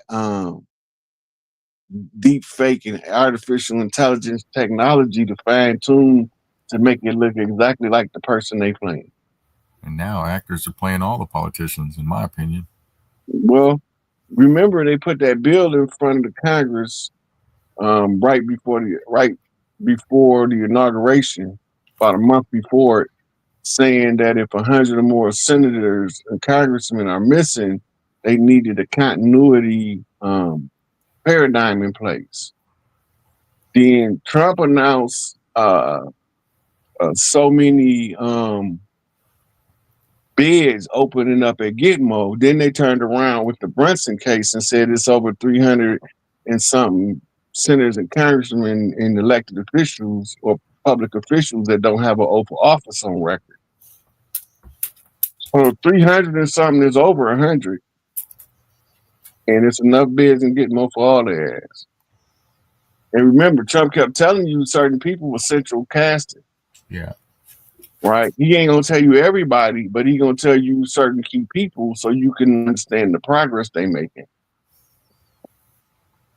If they replace the real person with a person from central casting, he's not gonna have an oath of office on file because he's playing a part in the military operation. He's not actually performing the function of the elected official. Trading with the Enemy Act and treason is a death sentence. And we elect to give a death sentence to all traitors. So, Roger, remember back in 2021 when there was that big strike in Hollywood and everyone was all pissed off that CGI was going to be able to take over their brand from previous contracts? Do you remember that? Yeah. Well, doesn't that make sense? It's all that's part of disclosure. That's part of disclosure. Because if you realize what they're saying, they telling you that they can make movies using my persona as if I'm in the movie and I'm nowhere around. Yeah. So why wouldn't they be able to do it in DC if they can do it in Hollywood? Nobody's paid attention to the Senate floor is different than it used to be when they doing their Senate hearings. Go back and look at the hearings for Iran-Contra. Go back and look at the Watergate hearings. Look at the heart attack gun hearings, and then look at these. They're not in the same building. They sure aren't. Building not even designed the same on the inside. But because we're too far removed from that stuff. Only somebody with a quirky mind like mine gonna know that ain't the same chair. That ain't the same desk setup that was in that building for the last however many hundred years they supposed to been here. They changed it. And Mandela ain't nowhere in sight. Right. It's a Hollywood effect, not a Mandela effect. CGI. Yeah. Yeah. I was the perfect person. I was like central casting. I was the perfect person. I was like central casting. Central casting. You can't cast it. What do you have? You don't have anybody in Hollywood that looks like these guys. These are central casting. If I'm doing a movie, I pick you, General Mattis. Vice President Pence, he's a real talent, a real guy, and he is central casting. Do we agree? Central casting. Our NRCC chair, Tom Emmer, this guy's like central casting. You couldn't pick a better guy in Hollywood. There's no actor. And he's central casting. Look at that guy, central casting. Judge Kavanaugh, who's central casting. Everyone is central casting. Central casting. Glasses, pad, boom. He owns a hotel. Where is he? He's like central casting for ownership of a hotel. You talk central casting, these guys, you couldn't, I mean, it's incredible. They had a master sergeant there. I could take him right now, bring him to Hollywood, make a military movie, and he's the star of the movie. That happened once before, you know. That happened once before, you know. Central casting. What's that movie called? Did we watch Tropical Thunder? Yeah, Tropical Thunder. Yeah, Yeah, it's like yeah. Never go full retard. Right. It was the most expensive real fake movie. Most expensive war movie ever filmed. Right. It was a psyop within a psyop within a psyop. That's what we're going through right now. Right. Kind of like Truman Show. We're going through the Truman Show, the Terminator. What is The the Matrix. Matrix. Matrix, Twilight Zone. Twilight Zone. It is like Star Trek. I swear I be feeling like Rod Serling watching this shit. Battlestar Galactica. I still be hearing the music in the background. Right. All right, so let's dive back into your thoughts on getting rid of the White House and the monument and the Statue of Liberty and all that. That stuff is gonna be up to the people. I don't care about none of that stuff. The people gonna care, and the people gonna demand that certain stuff be demolished for the history that it holds that's belligerent to the future. Or they might feel like they need to turn it into a museum so the children never forget when tyrants come. You don't feed into the tyrannical contracts. So it's several different things we can do with it. Me personally, I give less than a hoot what they do with it. I just want the people to be straight. There you go. Hey, Mike, can I chime in for 2 seconds? Yes, sir. So I think, and I know this from my life, that if there is not a perp walk, like people that you know from TV showing up, getting arrested and getting prosecuted, it's much more difficult for our nation to heal if we don't get a perp walk. Yeah, Truth Commission. Yep. South African Truth Commission, same thing. And some of the people ain't over the trauma yet and won't be over for some years to come. But at least they took that first step. There has to be, if you're going to be fighting a war and the war going to be over, you have to tell the people who you was fighting with, what you was fighting about, and show them the people you was fighting. If what you saying ain't true, they going to rebel. But when you show them the evidence, as in the tribunals, because they've been running tribunals for the last 5 years now. So eventually, when they have the perp walk, they might make it look like it's happening in real time, but they already done it. This is why you got all this central casting. They already been snatched up out of there. They gave us notice by having us watch the funeral of the old man, and then exposing what his notes to everybody said. They know it all. That's why the Diddy raid looked more like a FBI season finale of some FBI or CSI episode. It didn't even look real. It looked like it was, Well, if you really look, they're not really offering anything to support the charges on him other than the allegation. The allegation is not enough to charge somebody. It's not illegal to own 1,000 bottles of baby oil. Every store in the country would be violating the law. It caused the lube shortage on my side of town. Now we're getting with no lube. but that's called graveling the Vaseline. You gotta look at it. Did I just hear the homeowners association now has a lube interrogation squad? Is that what I just?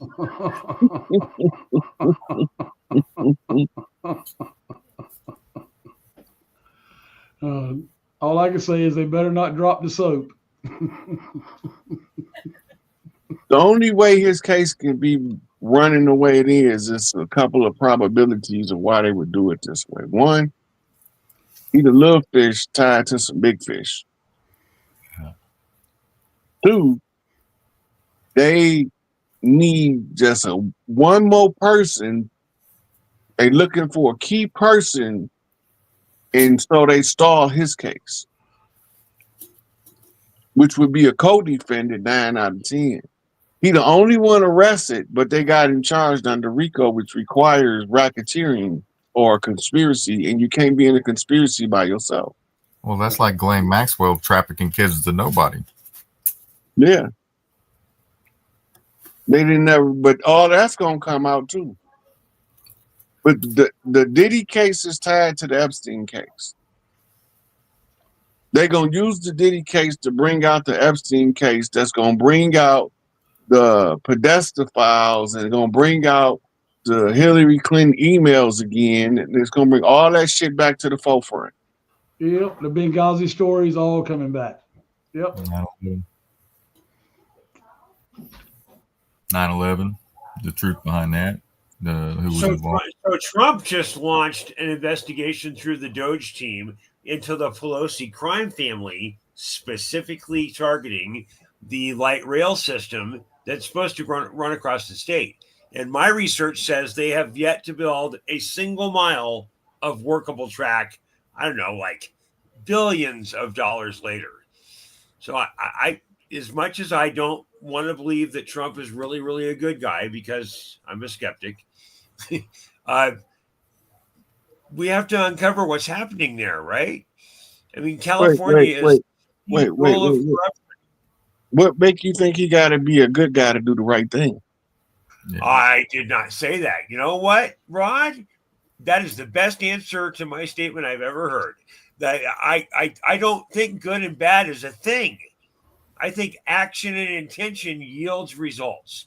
And Trump is attempting to further our nation to what end? I'm not sure yet. but right now it looks good. Do you think California gets turned around? Because California is the jewel of corruption in our nation. Yeah, they're taking the hardest hit right now too because of it. We ain't even seen all the stuff. When they start getting ready to give that territory back to the tribes, the elites, the Hollywood elites, they're gonna be running up out that motherfucker like somebody smoking rats out of a restaurant. They be trying to escape. Ain't nowhere to run. Nope. Hey, we built the wall. You can't go nowhere. Hey. Crazy around that motherfucker too. So they ain't no escape for the ones that did the dirt. Nope. You know, you got enough whistleblowers that originally was written up as quacks and conspiracy theories and media hogs that's now been proven so freaking accurate that you don't even want to mention their name if you were their detractors a year ago. Because you feel so guilty because that person tried to tell you, like Ali Carter or loud ass Jaguar Wright. They've been telling you this stuff, but until you've seen the arrest start happening, you didn't believe them. When Ali Carter was telling us about the underground tunnels, the average person didn't believe her. They thought she was just some little crazy kid they didn't put up in Hollywood to act on the screen. And she was telling the truth the whole time. She said when she say she gave head to Obama, she gave that nigga head. She ain't lying. And then they only remedy is to try to ignore it and hope it go away. But in this time it ain't going away. They done sent the Manchurian Candidate and got the rejection back so that's telling you even their sleeper cells is waking up. Now they don't even know if they can trigger their sleepers to create enough chaos for them to hold on as long as they possibly can. At this time, they sleeper cells is suspect to them now. Yeah, they're already saying no. Sticking anymore. They're already saying no when activated. Mm-hmm. And that's the dread of the deep state, that they lose control of their Jason Bournes and John Wicks. And one of them is in the program that can activate all of them simultaneously, but he can also give them the instructions of what to do. And they don't want that particular one. That's the character Jason Bourne. Right? He's pre-programmed with a set of codes that if he say certain stuff, he draw all of the sleeper cells out in the open and he can give them orders like a military commander. That's what that whole series was about. And John Wick is just the exaggeration of the same story. The only difference is in Jason Bourne. Jason Bourne girl got shot by a assassin, and then John Wick, his girlfriend died from cancer. So maybe the assassin that they died from was Big Pharma.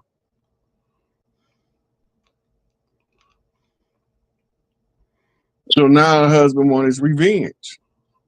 Yep.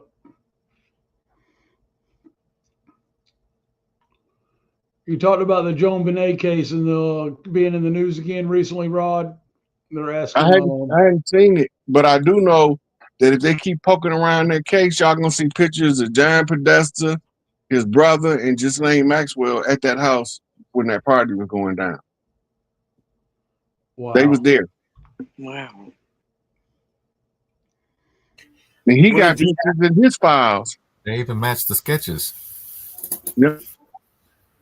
He got pictures of the night in his the Wiener laptop got the pictures of the Podesta boys. Yeah, it's the insurance file. Yep. Yep. One of the patterns of satanic ritual abuse families is that they sacrifice a child, and that can also be another resolution. Yeah, the parents, were ordered in order to remain in the club. You gotta remember, John Benet mama was a product of child trafficking. Yep. So the same people that trafficked her is the same people was trying to traffic her daughter.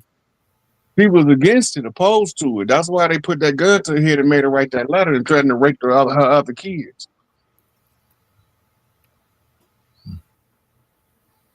That had to be the miserable rest of her life. If I was her, I wouldn't have stopped. I killed all them son bitches. I can't tell the police, but I can sure tell my 44. And it do talk. Mm-hmm. Man, it seemed to you. Oh, yeah. I'm coming for you. Yeah. My 45 will sing to you, too. It'll put a hole in a tree. the size of a 55-gallon drum. Hey, my 12J is an old blues singer. That motherfucker like to scat.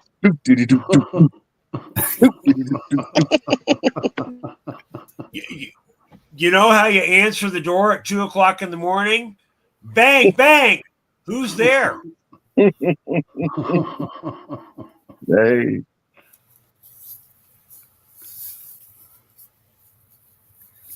Yeah, Bill Benny knows that. That's right. Steve knows a little bit about Bill Benny.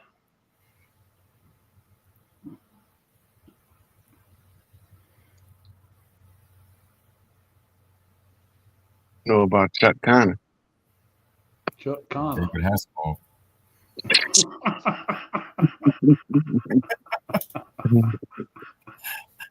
I had to go look that shit up, man. That's crazy. What's that?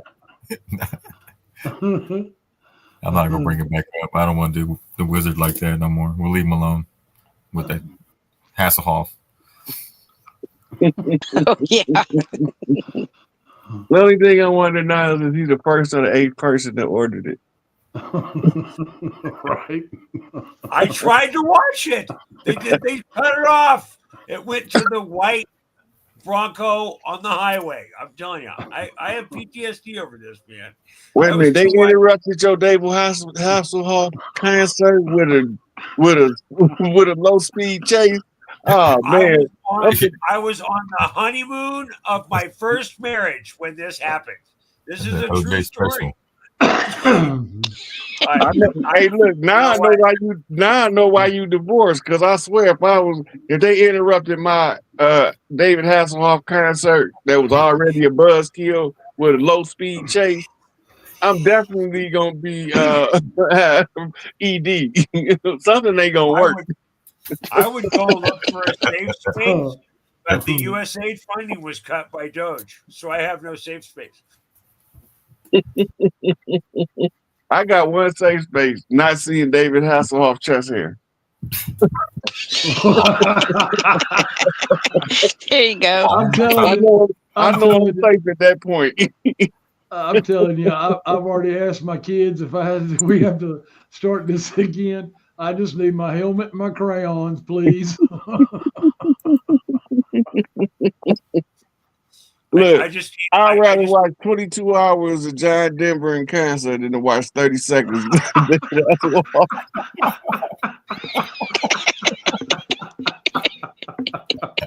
Take me home, country road, West Virginia. The place I belong. Get the verses right at least, okay? I was chiming in making fun of me. Thank you. I bet I can't get nan word to a Hasselhoff song, though. That's because OJ. The whole Hoff thing is that OJ killed the Hoff. That's the whole thing, okay? That's my. You say his bucket Bronco was a Democrat? So the white Bronco has Kamala in it now too. I just can't do this anymore. Oh.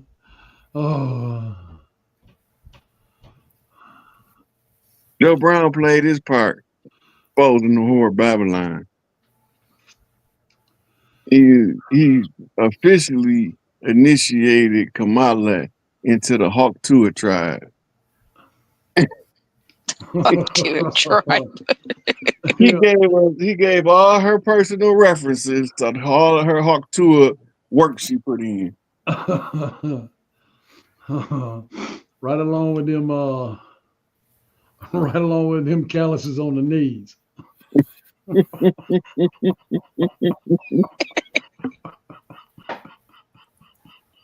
Hey, it's only two people he go hard like that on, her and Tina Turner. Yep. Y'all got like all messed up. I ain't the bad guy. Tina the bad guy. She just playing the victim. He said she was an old hoe. And she won't from the Slapaho tribe either. I would make a Swallow tribe joke here, but I don't think it would be proper.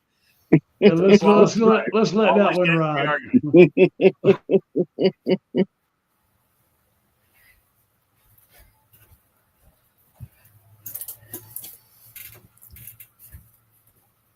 Yeah, that's man. I done had my fill tonight, boy. This is the classic for the records book here, because y'all done had me dying laughing. I ain't laughed this hard in a long time. It's good. It's good. Yeah, yeah. You say laughter is the best medicine. Did y'all Yes, see? indeed. Yeah. Did y'all see Triple H at the confirmation hearing? Oh yeah, he was stepping behind. Who was it? Linda McMahon. Yeah. Linda McMahon was here too. I thought I was watching WWE for a minute, but it was a confirmation hearing. Yeah, he was sitting behind her. Yep. Oh man, Benny Mac ain't show up, did he? Huh? There's no pun intended. Nope. Is that the Linda McMahon that has the huge check after Ed McMahon died? I'm asking for a publisher's clearinghouse. Hey, you know that ain't the original Linda McMahon. They don't even look alike. Here's Triple H. Yeah. That kind of looks like the original Triple H. Oh, that's Paul. Yeah. Only thing they're missing is Ric Flair. Look, go up and pull a Monday Night Raw picture of Linda McMahon and do it side by side. If that guy had on a sweatshirt, he'd be a Fetterman clone.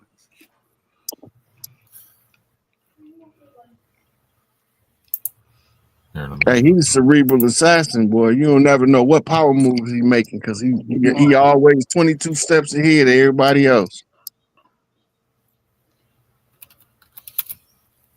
Well, I'm gonna tell you the Bloodline story is getting good on WWE. I don't care much for the wrestling, but the storyline is just freaking hilarious.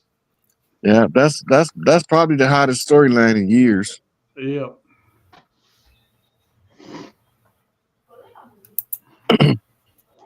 That's her. That's the real Linda McMahon right there. Yeah.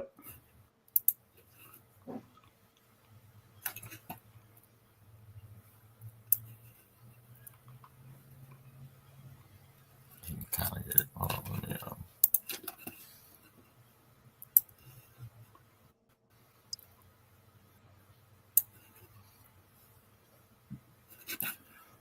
You can't tell me they're the same people. No, they ain't. Right? No. That's like trying to convince me that that Dave Chappelle, the original Dave Chappelle. Right. Yeah, that ain't gonna happen either. You don't look nothing like her. No. I wonder if Vince ain't killed his wife and switched her out. And then would Well, put it past. Vince has switched out too.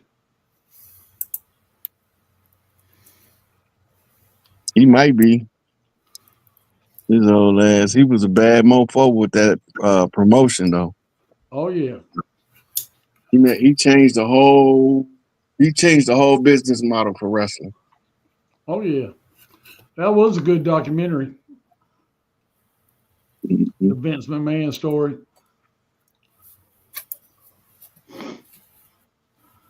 They try to switch him out. He probably too arrogant. He'd be like, I'm gonna stay here and I'm going down with the ship. Yeah. Yeah, I mean he was trafficked and sexually abused as a kid too.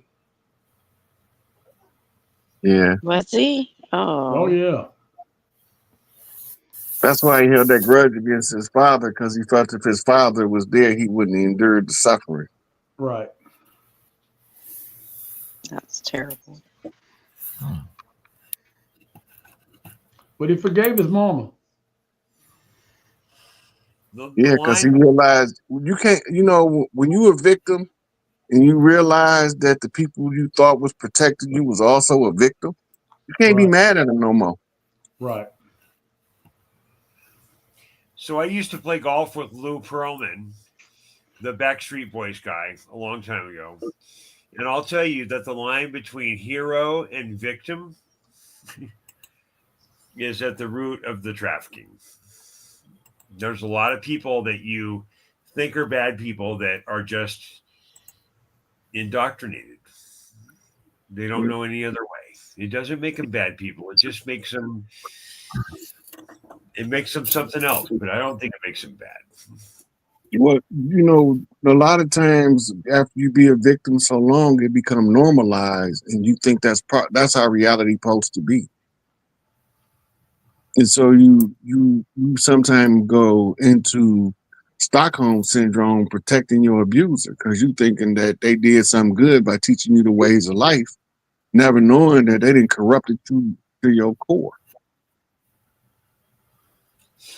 I believe that the redemptive message of Christ, the blood contract that was executed by his cross-engaged environment that led to us all being redeemed, that applies to everyone, no matter what you've done.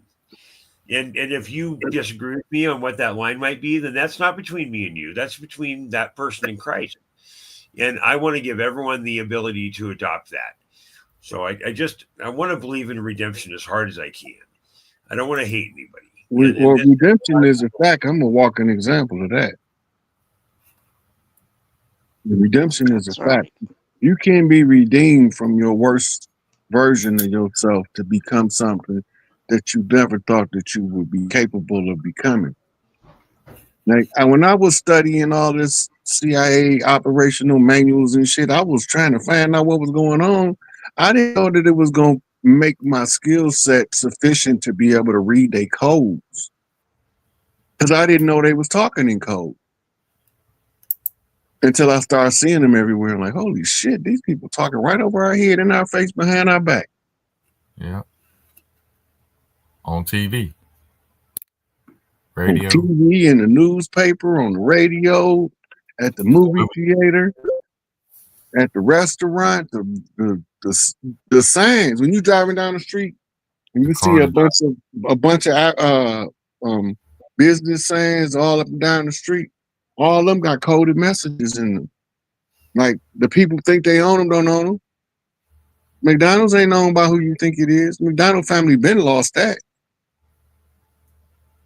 Burger King ain't owned by nobody you think own it. Wendy's, Taco Bell, they been took Wendy's from that old man and his daughter. They just use them for the face to allow them to continue on looking like they got a legacy. And then they give them a reasonable stipend in order to keep them happy. But all that stuff, none of that stuff, General Electric, General Motors, nothing is owned by who they tell us is owned by. If you go look up these major corporations and then you realize they got stakeholders, the stakeholders is the real owners, and then they all anonymous. Anonymous stakeholders? What they had for? But when you realize that the way that the war been fought, some of the stakeholders had to use their anonymity as a security blanket in order to reap the benefits of their dividend. Ain't nothing of this stuff out here like we think it is. But the redemptive aspect is when you start to realize that you don't want to be used for nefarious forces to do wicked deeds, and it's going to be detrimental to the community and society at large.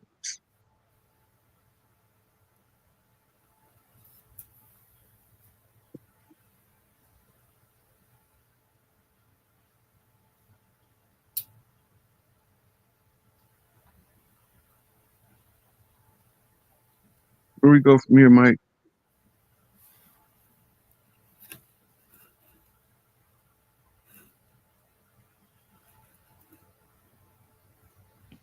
Mike? He muted. Yeah, he muted. You muted, Mike? He probably went to go tinkle. Right. Probably. I hope he's observing the more than 2 shakes rule. I thought you was gonna come in and say, I hope he's not over there trying to Google David Hasselhoff. Oh no. Don't do it. Don't. So I just heard Rod say that we hope Micah's not doing a Hoff off. Is that what he said?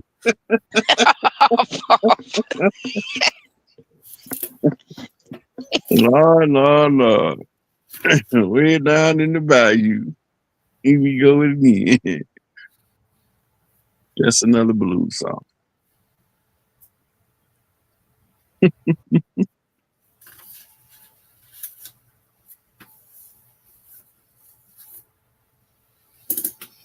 this is a classic right here. This is hilarious.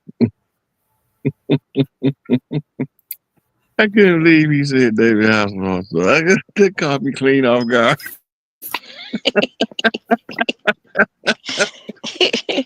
He said he ordered the David Hasselhoff first performance on pay-per-view. The shit out of me.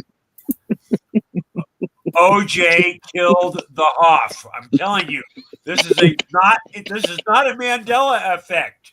This actually happened. I lived through it. OJ killed the Hoff.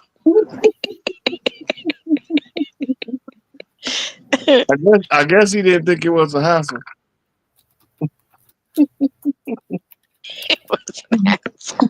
Look, the whole thing was a Hasselhoff. That's all I'm saying.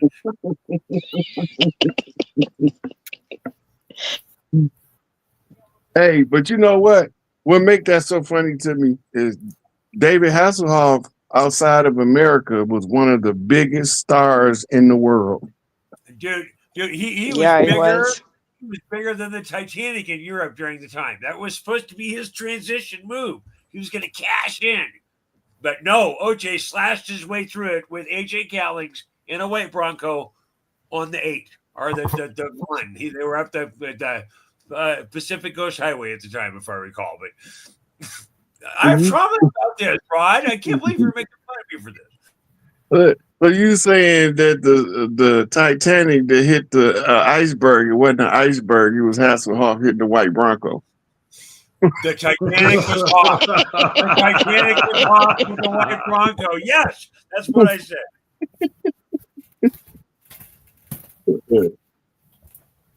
And listen, Gandalf, you ain't the only one to open mouth and insert foot. Well, I remember one year David Hasselhoff sold more records internationally than the Backstreet Boys at their height. Wow. And I was like, there's more people listening to David Hasselhoff than the Backstreet Boys. They gotta be tripping.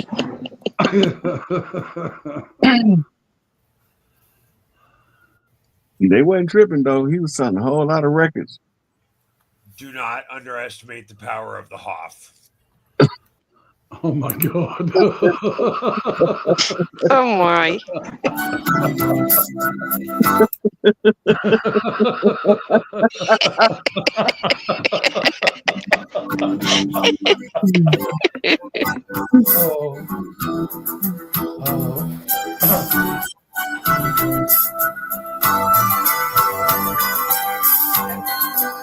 I got a feeling somebody playing David Hasselhoff.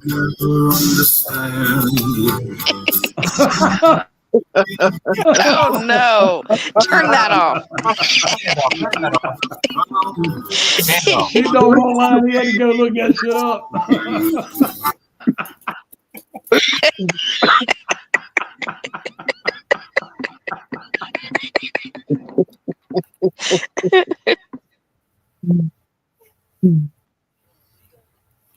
The Backstreet Boys ain't got shit on that.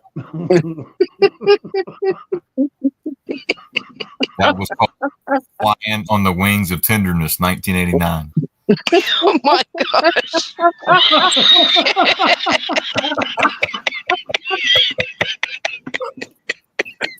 You can tell them Twitter is now X. Right. He even flew right into the future. on the wing of love. Flying on the wings of tenderness. On the wings of tenderness. That's some tender wings. On the 74th day of this year, I re-engaged with my inner Hoff. I really want to thank you guys.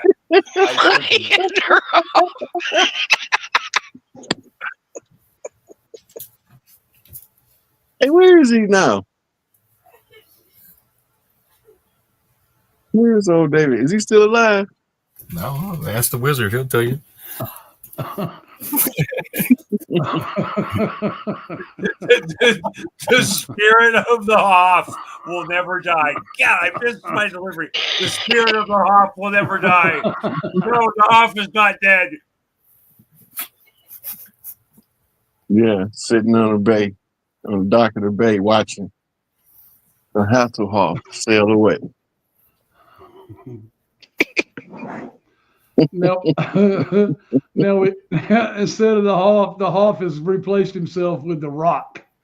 Oh Lord, well, that's a good replacement. As long as the Rock don't try to make a world premiere smash selling album all around the world except America. Use the Hoff.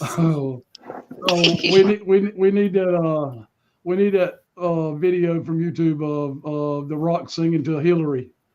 Oh no, we won't do it. We won't do it. Oh yeah, Rock did used to have the Rock concert in the middle of the ring and wrestling. I forgot about that. Yeah.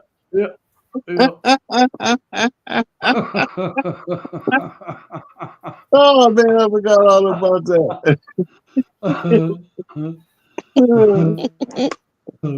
Yeah.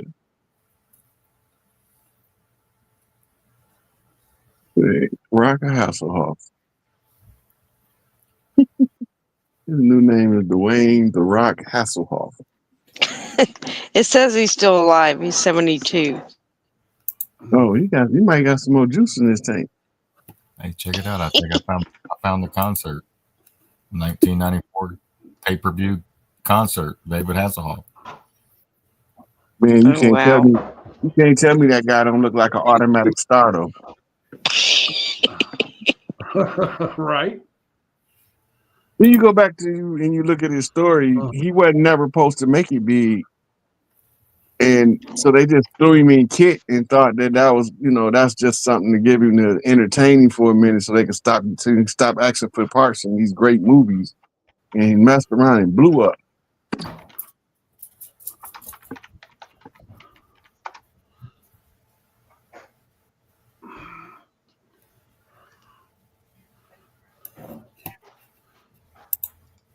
Please help me jumpstart summer with my first American concert. David Hasselhoff and my friends for Baywatch. And my very special guest, Marla Maples. Did you say Marla Maples? He did. Y'all just killed Nicole Brown Simpson again. Maples coming to you live. Hey, you know what would have really been funny is doing with a white Bronco.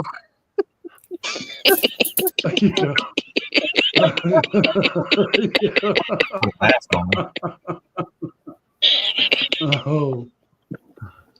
Trump coming to you live June 17th on pay-per-view. $14.95. $14.95. Wow. I paid for that shit.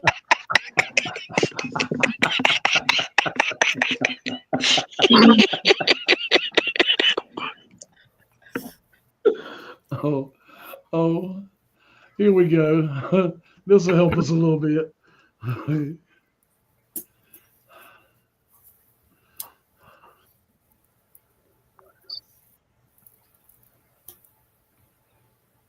I don't think this is supposed to be Hillary. I think it's supposed to be Stephanie, but they probably changed it with AI.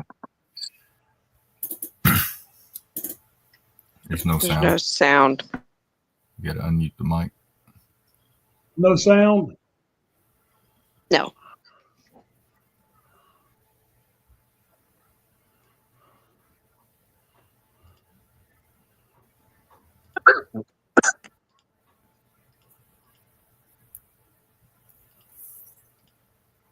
Yeah, they changed it with AI. Yeah. You ever see the picture of Hillary holding the donut next to the young girl? The young girl donut was fluffy with a little bitty hole, and hers was all size.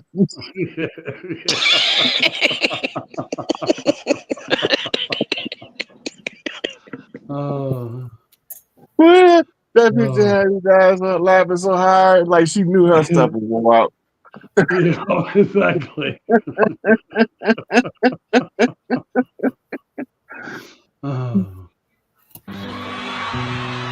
There's a very special woman that The Rock wanted to sing a very special song to tonight. No, not Cookie Puss. And I'd like to bring her out here. Would you please come out? That's nice. Don't be shy. Come on out. I just want to sing a song to you.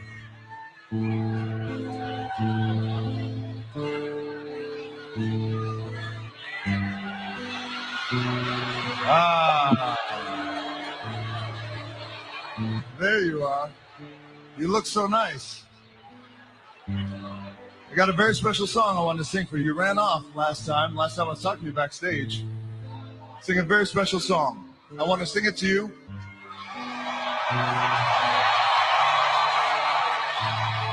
And sing it in front of the world.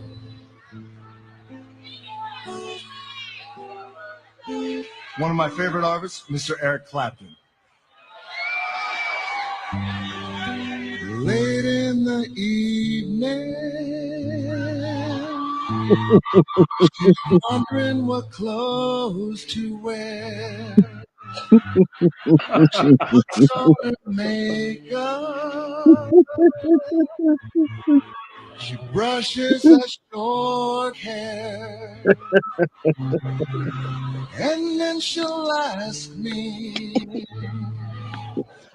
do I look alright? And I said, no, biatch. You look horrible.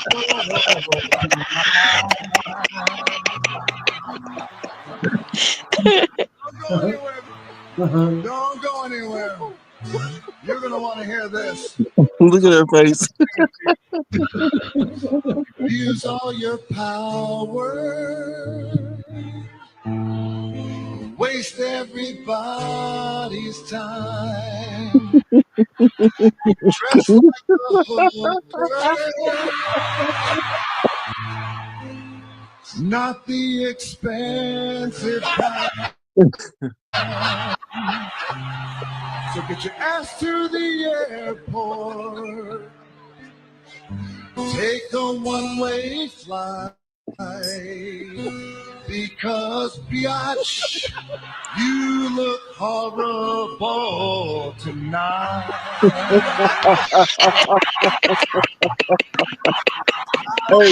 Hey, look. I don't think we're gonna go to hell for this, but I guarantee y'all we going to heck.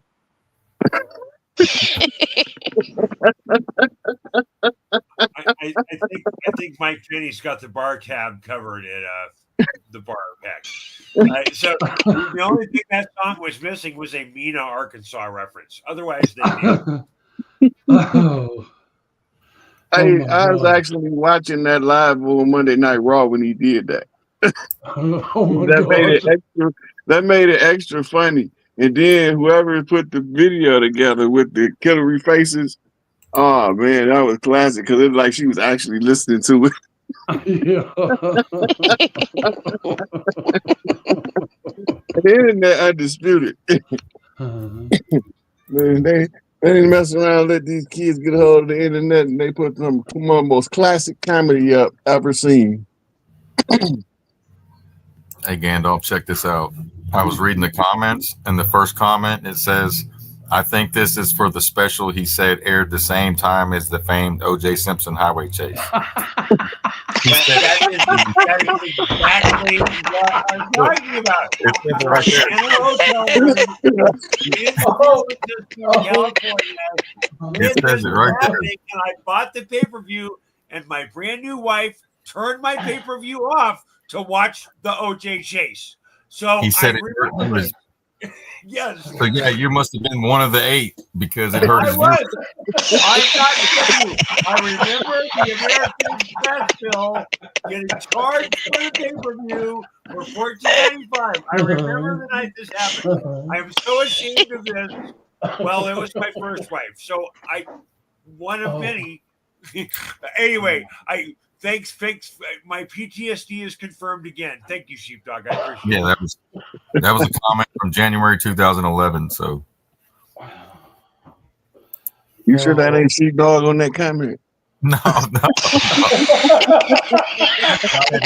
2011, you probably had a different name. I wish I was that quick, but I wish I was, but I just thought this was funny. It was. Oh. But I'll think of that next time. Chief funny.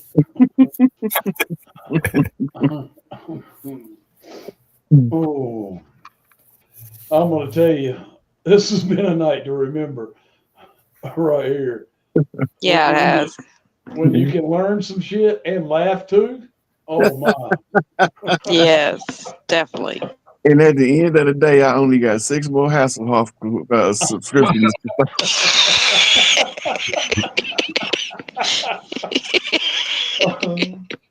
Oh. And they know Chief Pontiac, the king, got a 6s. So I'm fine. All 8 of them, we're gonna do a special. The David Hasselhoff special. All 8 original subscribers to this first American show. A reunion. I'll do that show with you, Pontiac. Respect the Hoff. I'll do that show with you. Well, who you think the lead performer gonna be? Like that's a Biden rally, man. Come on. David Hasselhoff. We'll do a watch party on the Hoff show that never happened. Oh, I love this concept. A watch party on this Hoff show that never. Oh, I'm gonna stop. Look, and they're gonna do a special trio. It's gonna be John Lennon, Elvis Presley, and David Hasselhoff. There you go. Singing your 1960s and 70s favorites, like Band on the Run. Band on the Run. I might have an AI engine that can produce that if we can find it. But I like the way you're thinking. And David Hasselhoff solo appearance singing "Rhinestone Cowboy" by Glenn Campbell. Rhinestone Cowboy.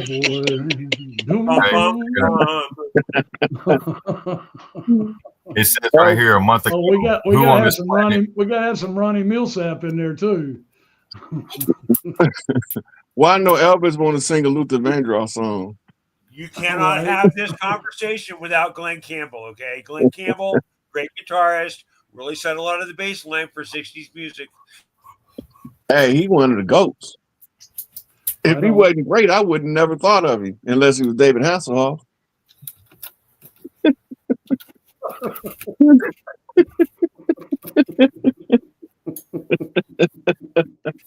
David Hasselhoff was the first guy with a Tesla that would come to him. Okay, he was way ahead of his time. The Kit was the greatest. That's right. Kit. Yeah, that was until Kit ran into Carr and Carr put his ass in check. Right. That's the first time you ever heard AI say, "Michael, I'm scared." Yeah, that's right.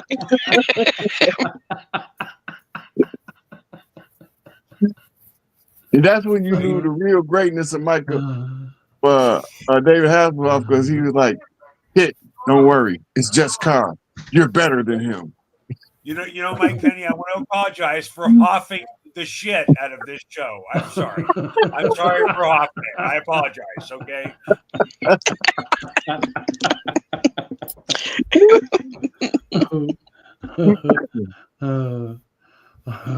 I want to tell you thank you. It was worth every bit of it. That's some real wizardry right there. That's alchemy for your ass. We was going over all this somber, mind-boggling information, and here come the alchemist to alchemize everything with a little sprinkle of Hasselhoff. That's all it took. That's awesome. Yep. He got all the right ingredients in this little satchel, don't he?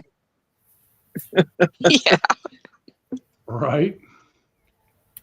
Yeah, the old lady said, what that boy gonna put out that satchel next?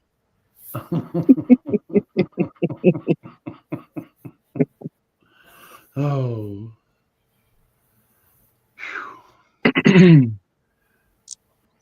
We 4 hours in, Mike. What you want to do here? Oh yeah, we are for cow. I didn't realize that. Because we didn't last hour. We didn't laugh an hour and a half of Hasselhoff out of. We did. And still laughing.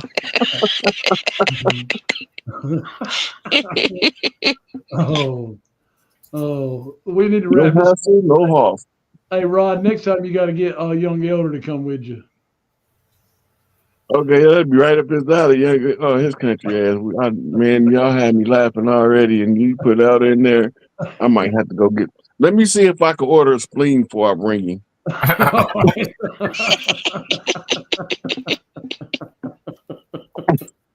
They'll put it on back order because I know it's probably gonna fly out my nose laughing. Oh. All right. Everybody that's hung with us for the last 4 hours and 2 minutes and counting, thank you so much. It's been an amazing time sharing with everybody and just being here and being ourselves. And you know, we enjoyed some truth. We enjoyed some laughter, and we're getting geared up for celebration mode. And you know, a ton of work to be done, but you want to know what? It's going to be natural. It's going to be a natural flow of that work, and the fight is over. Thank you so much. We love y'all. Rod, Good night, everyone. Slap Yeah, on top.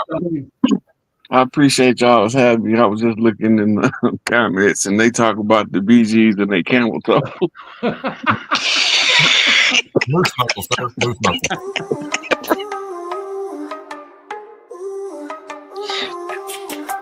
In the wilds of the chat where the trolls roam free, bots and troublemakers causing all the misery. But there's a fearless group ready to stand their ground. The slap a whole tribe, they won't mess around.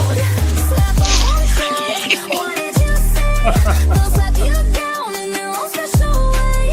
Slap a whole tribe, take it to task. Either timed out or banned, you won't get a pass. When the trolls start stirring with their hateful schemes, the tribe comes marching in, fulfilling chat dreams. With a quick timeout or a mighty ban, they'll clean up the chat like no one else can. Slap a whole tribe, what did you say? They'll slap you down in their own special way. Slap a whole tribe, take you to task. Either timed out or banned, you won't get a pass. With their wit and their charm, they'll keep the peace, making sure the chat remains a joyful release. So if you're a troll, better tread with care. The slap a whole tribe is always aware.